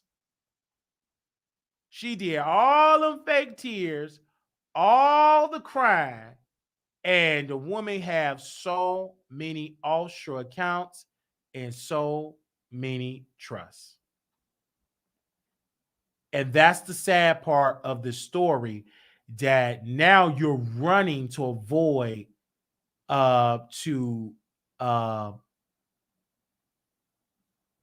this. And this is the text message, you guys. This is all public, right? All public. So they said, text Miss Hayes, she's not being served. She is invading service. So she was served via email. We tried personal service twice already since I know he has actual notice. Invading service is not going to help her. If that is her excuse for not responding, they after her hard. Because she's trying to play this game of I wasn't served. Then they said in this one, I tried appealing to her, but she's hanging on the not properly served per advice for real. FR other counsel. No worries. I'm moving to compel next week and noticing okay, to which I will serve at office or register agent is fine. She's just delaying the inevitable, but that's her choice. Thank you so much for trying to reason with her, though. Like, they're trying to reason with her, and they're gonna play hardball because she up there trying to hide. Let's go down. Okay, then they talk about Mr. Kebe. They said Mr. Kebe advised that they will need to reschedule next week. I'm in trial preparation mode, so I'm only available. Day was Friday, March 5th, but they are traveling that afternoon. It looks like there's a better availability in the week beginning 3/8. Can I get some times from everyone that are open that week? We need about 2 to 3 hours to sign everything. Preferred time to start are usually 11 or 1. Please let me know. I will coordinate the invite and reserve the larger conference room. So they're talking and they're going to be doing some other stuff. So the question. So this is wow. And so now it's been, according to my colleague Dennis, he is a respected journalist. He is now reporting that, and also a prosecutor he had on last night said that they have referred this case to the Department of Justice.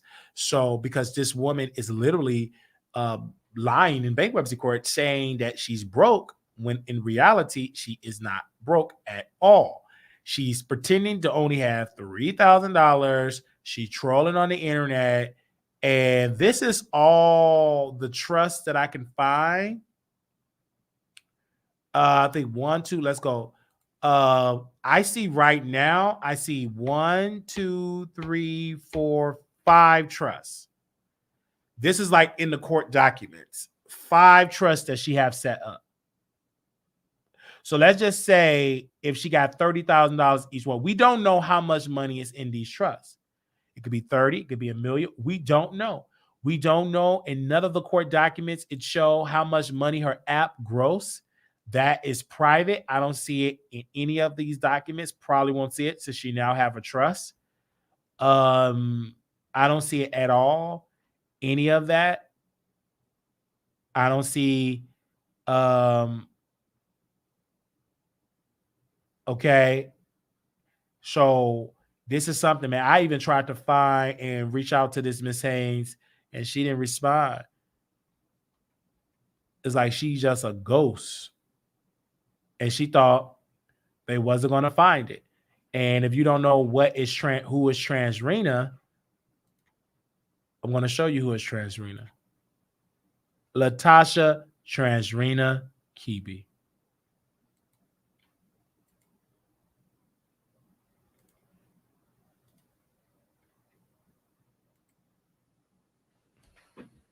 This is Transrena. This is Transrena. She used her middle name for one of her trusts.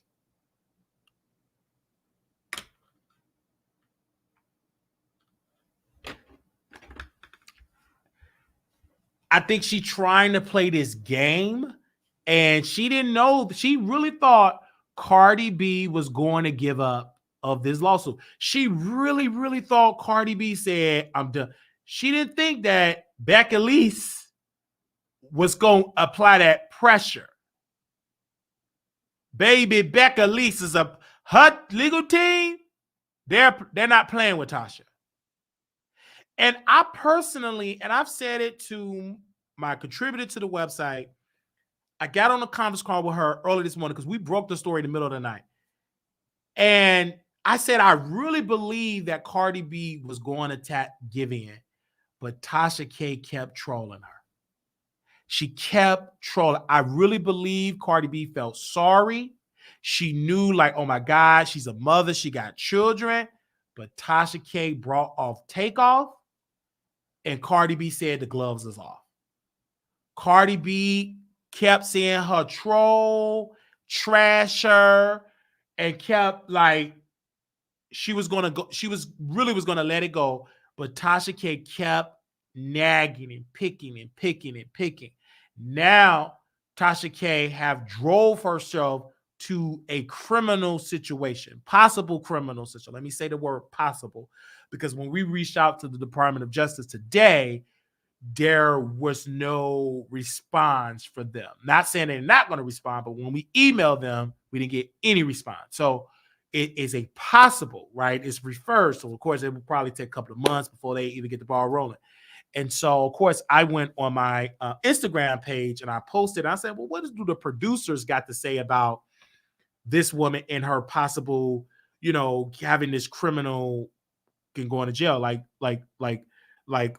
what possibly can it be? So let me go. So I posted on my Instagram, and I want to say shout out to the people on my Instagram that came through. So when we dropped this story about 20 hours ago, someone commented under there and said, Levon Fox 12 said, when is she going to prison? I said, depend on the DOJ. Somebody under that post, Tokyo Drift Shed, said, quote, I don't know, but I can't see the Department of Justice sending her to prison for this. Maybe give her a fine, which is a maximum of $250,000. They said, Wiley, who wrote this? It wasn't me. You ain't gonna know it. Baby, she's secret. I don't feel sorry for her at all. She brought this on herself. And so there were so many comments all over the internet concerning this particular case. And yes, Tasha K is going to have sympathy, because black people don't want to see a black mother go to jail, go to prison. They don't. So that's a sympathy that she's going to get. So let me scroll down.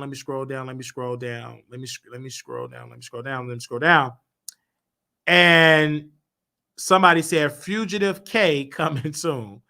So when I posted and dropped it on YouTube, someone said, I hope they lock her up. I've been waiting for this to happen. Somebody said in that post, this is not going to happen. They said, sad, y'all want to see this lady locked up because she spoke facts. That's why Cardi mad. And her comment is sitting to the woman that told it first. They ain't gonna come for her because she have proof of facts. Y'all mad because Tasha spoke facts. She's not the only blogger person out here telling it. Why let me see. Okay. So personally, I feel like Tasha K is not about speaking truth or whatever.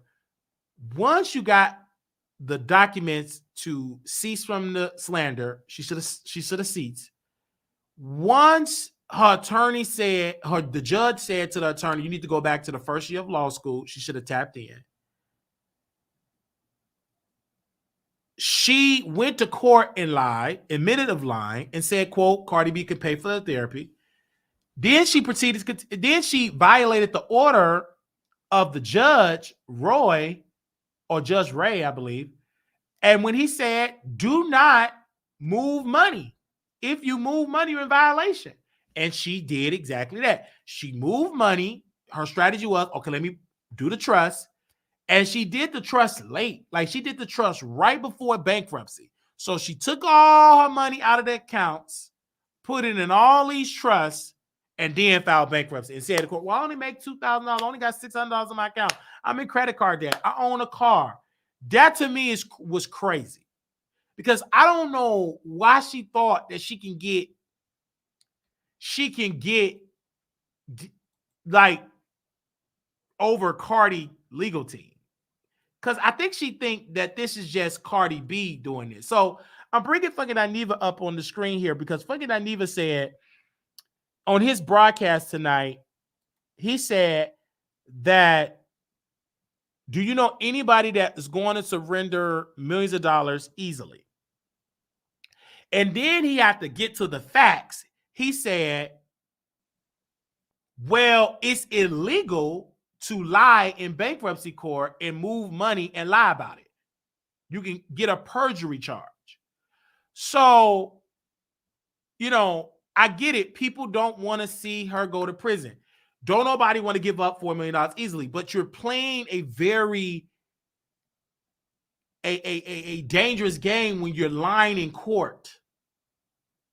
And we have seen people, then a reality star go to jail for bankruptcy fraud. So you're playing with fire.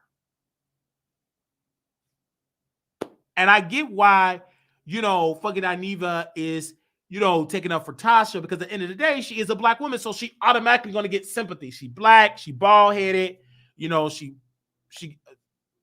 a country bumpkin from the South. So she gets sympathy. I get it. But all she had to do was take down the video. All she had to do was shut up and leave Cardi alone. She went on a press tour. She celebrated. Now you're dealing with this crisis.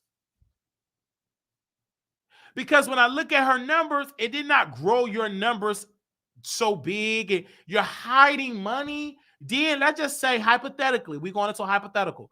What is just say the DOJ filed charges against Tasha K? That means you got to hire criminal defense attorneys. So that's more money that you're probably going to have to take out of the trust to pay your legal bills.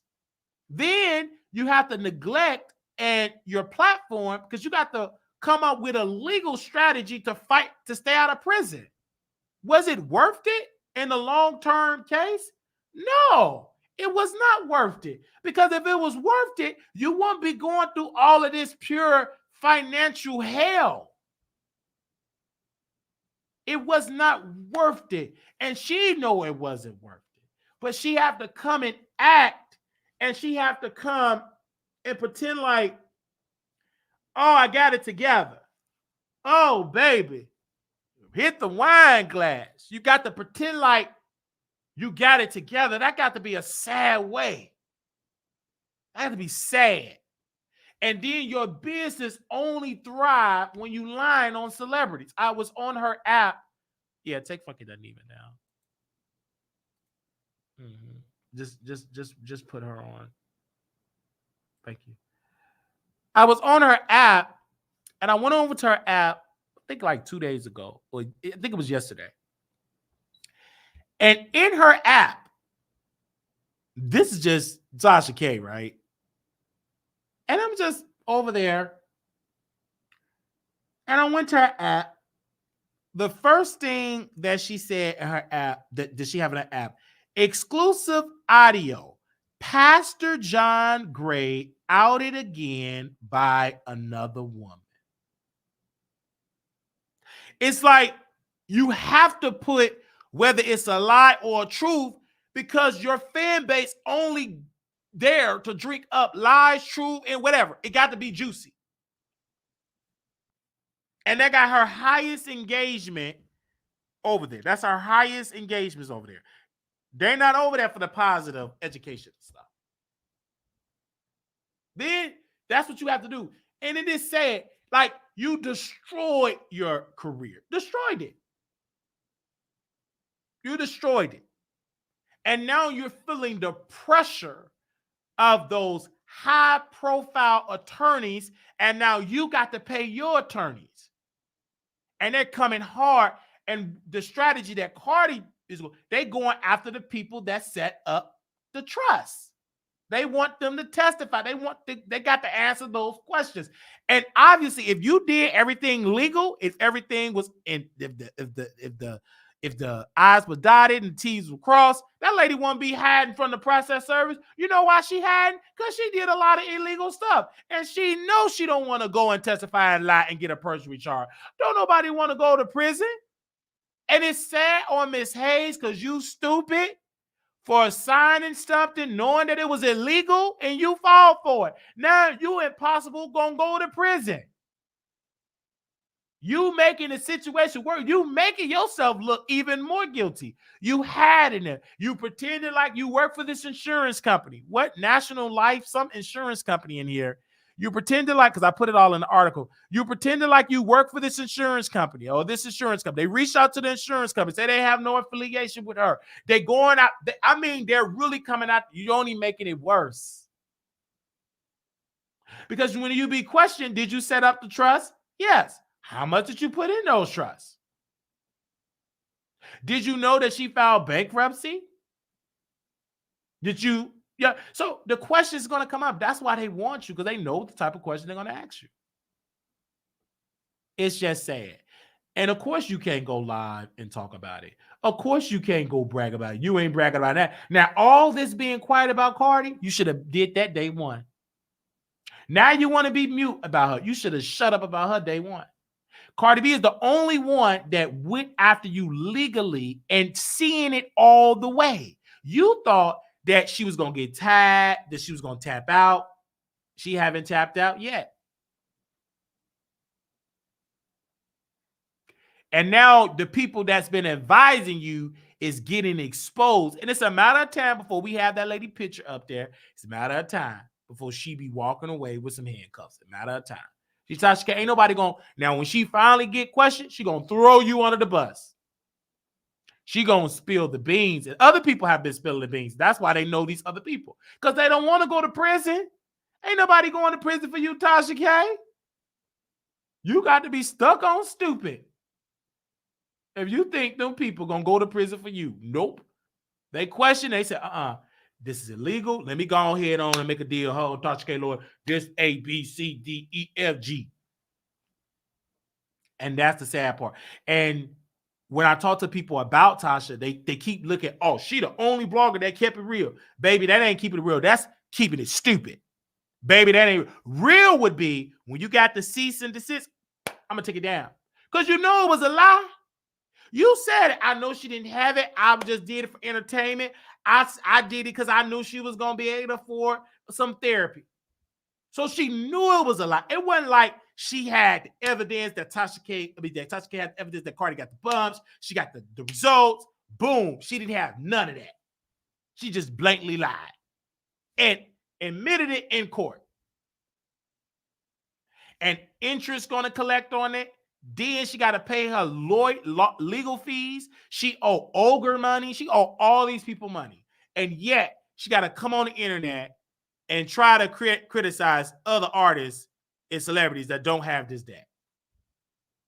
Why you think Nicki Minaj pulled back? She don't want to be attached to this. It was a key, but once Nicki saw how Cardi was coming, baby, she to the left, baby, she creeped on out of there. Because it's getting real. You by yourself with that sad look. And that's how somebody get some prison bars. And you're like, because if you ain't careful, this is going to be your life, Tasha, if you don't stop. You can't be going to lie under oath. Baby, that ain't no YouTube. You going to something criminal.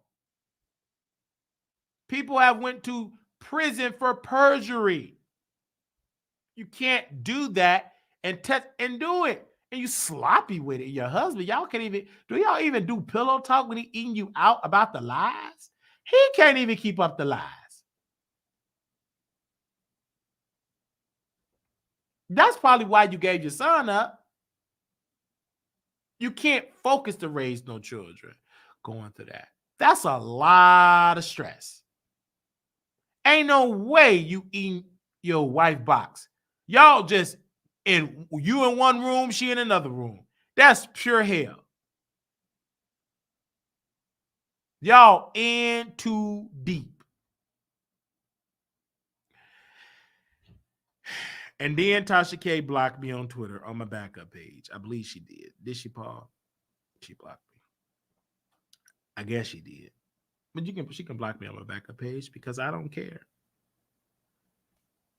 Because we still can see everything that she posts.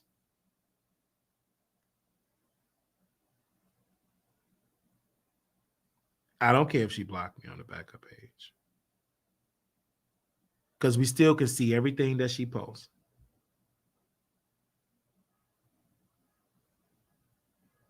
And then all she got to do is post videos and videos and videos.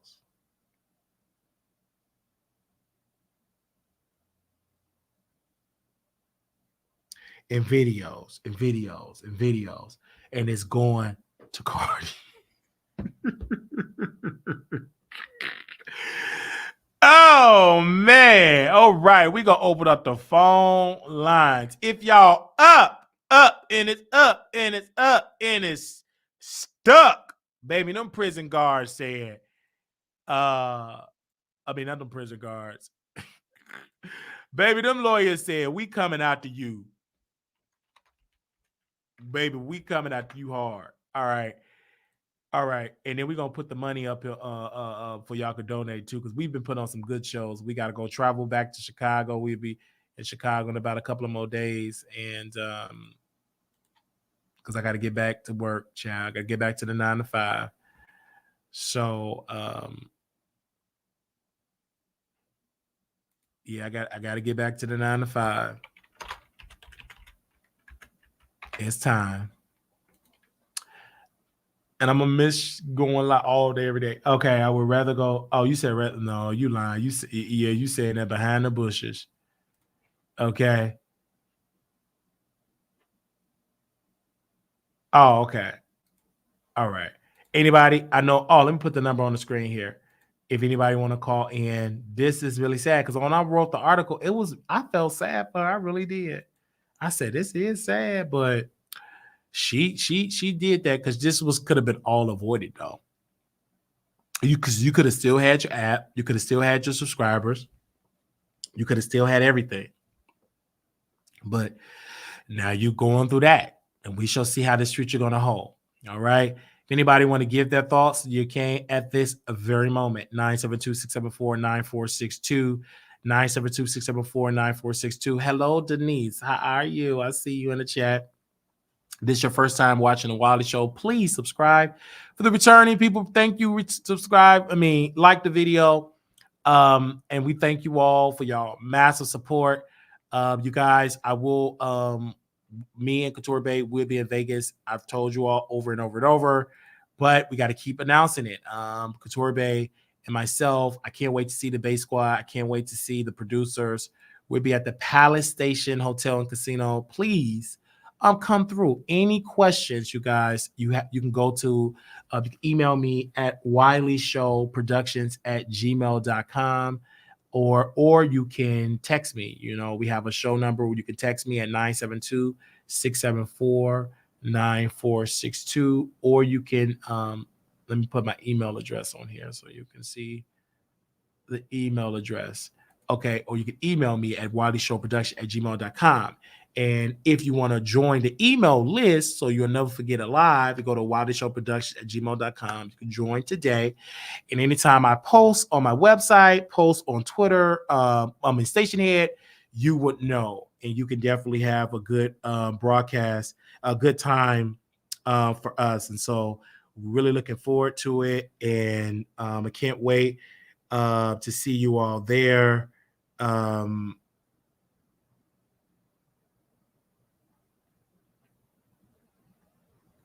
Okay, I don't know if Couture Bay is up. Let me show Couture Bay this. Okay, I gotta, because before I release anything publicly, I gotta show her this. So give me a second, and if she give me the okay for it, I'll let her see it. All right. I don't know if she sleep. When she wake up, I'll let her know about it. Give me a second.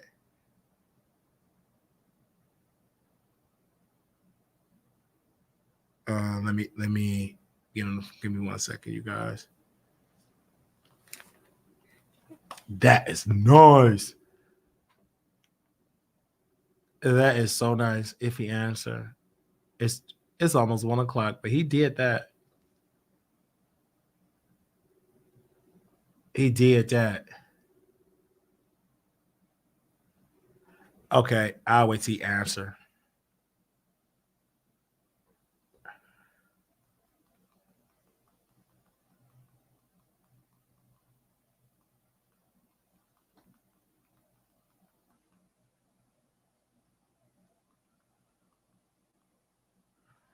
Okay. All right. Woo. Any questions? Do anybody got any questions for me?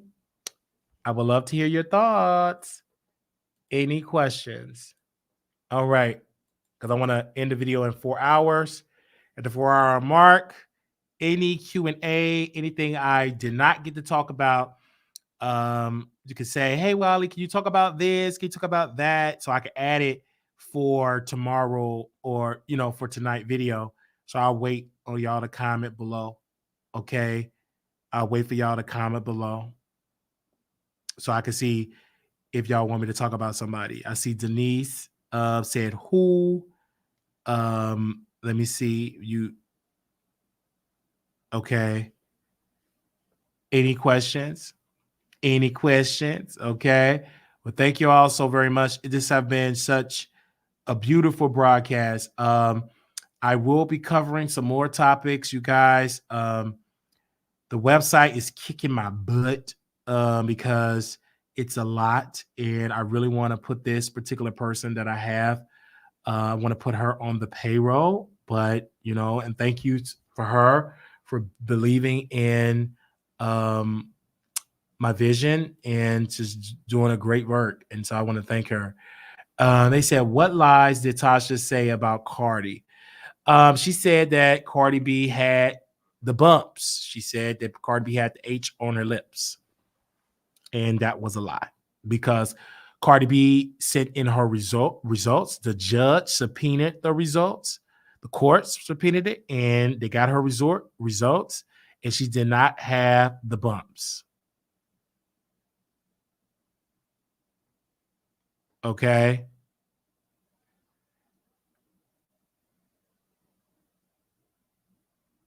Okay, she did not have the bumps. Have you ever tried stand up or considered it? Yes, I did. I did consider stand up. Stand up is an art form. I never tried stand up. Um, will I will I try it? Maybe. Maybe I would try it. But I think that it's a new form for me to do stand-up. Like if I do my live show, then of course it would be a stand-up, a piece of a stand-up situation where we do our live show, which we're planning to do this year. But I don't know. I would have to do it. Shout out to one of my subscribers that was in Atlanta. She said, "Why do you gotta do an open mic?" I never thought about being a stand-up comedian. That never was my idea, being a stand-up comedian. Never was my goal to be a stand-up comedian. I knew I was funny, so I never considered myself a stand-up comedian. I call myself a sit-down comedian. So I entertain. But if I ever were to do it, I would do it my all. I would do it my all. I would get up and I would do it. But I don't inspire to be a stand-up comedian. I love to entertain on camera. I love to I want to act. I want to do that, a little piece of on stage. Yeah, so I would do it. I'm gonna do more things to grow the platform. When I showed you all that video, I can tell that I'm more in my bag. I still have a piece of that part of me when I was younger. I still tell it like it is, but it's more polished, crystal HD, and it's more polished than it was back in the day, but I love it. It's more topics. I think the show got longer because at first I tried to put myself in a 1 hour box and I would rush to get the topics, but no, I said, baby, just let me talk. Just give me a list of topics, let me go. So when we did the website, I said it helped me because it helped me to talk about more topics other than one particular person. It just so happened that one particular person that we talk about is in the news, so that's just an add-on. But we make sure to show the world, baby, when you sit through this 4-hour broadcast, baby, we touch each subject. So we're trying to get it where I can edit segments and post each segment I talk about. Yeah. They said, "Child, Nene is hosting the Baddies reunions. How sad? How is that sad? I think that Nene hosting the Baddie reunion should be good because Nene is great. She's very entertaining, and it's a ratings boost. It's what's good for business, and Nene is good for business. And I can't wait to see it. I can't wait to see it. I mean, she really ain't gonna do that much talking because they're gonna be fighting most of the time. But I can't wait to see it. I can't wait to see it. I think that it is an amazing show. I think that for people that into that type of loud content, I can't. They said ghetto garbage TV. She is supposed to be upper echelon. Oh, okay. If you believe that, I don't believe that. I believe she's just plain on ghetto. Okay, but people love her, and why not? Can she sit there and she entertain the world? Go and entertain. Okay.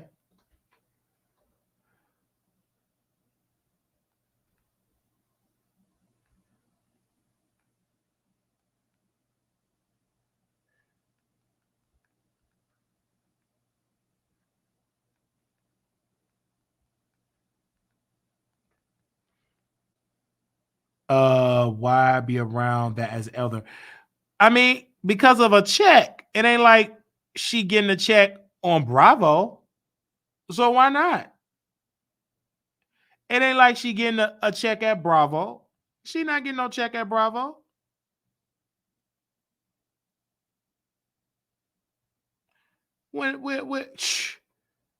So she might as well get them Zeus checks.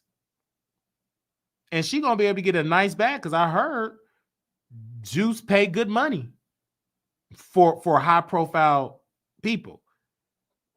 Not for the gays. they at the bottom of the pay scale because that's what they demand for themselves. They don't require nothing else but that. Okay. All right. Okay. Give me a second. They said great. Thank you, pretty. It was a great show. I had a good time. I really did. But this have been good. I've been working really, really, really, really, really hard. Okay, we got more information to talk about. For tonight. We already getting the stuff for tonight's show. My God, today.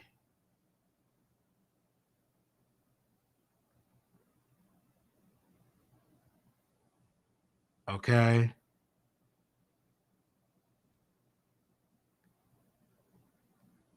So here we go. All right. Did she spend all Greg insurance money? They said, why did her nightclub close down? Well, apparently she said that club closed down because of her son. Her son wasn't in a good mental space. I believe he was on drugs or something, and she did it for him, and she didn't want to run it. You know what I'm saying? And with those type of business, you got to have somebody that really operate that day-to-day business. And she was making money. A lot of people said the parking was a mess, but they said it was a great event. It was a great vibe. Unfortunately, she had to go through what she had to go through. But they said it was a good event.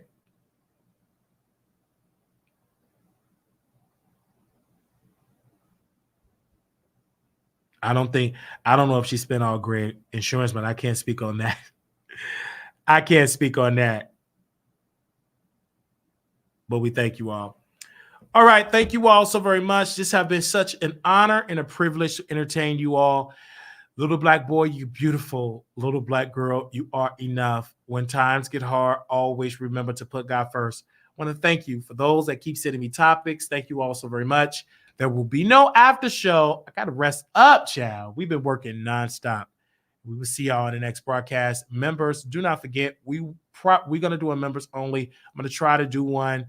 Did we do one earlier this week? So we got to pilsen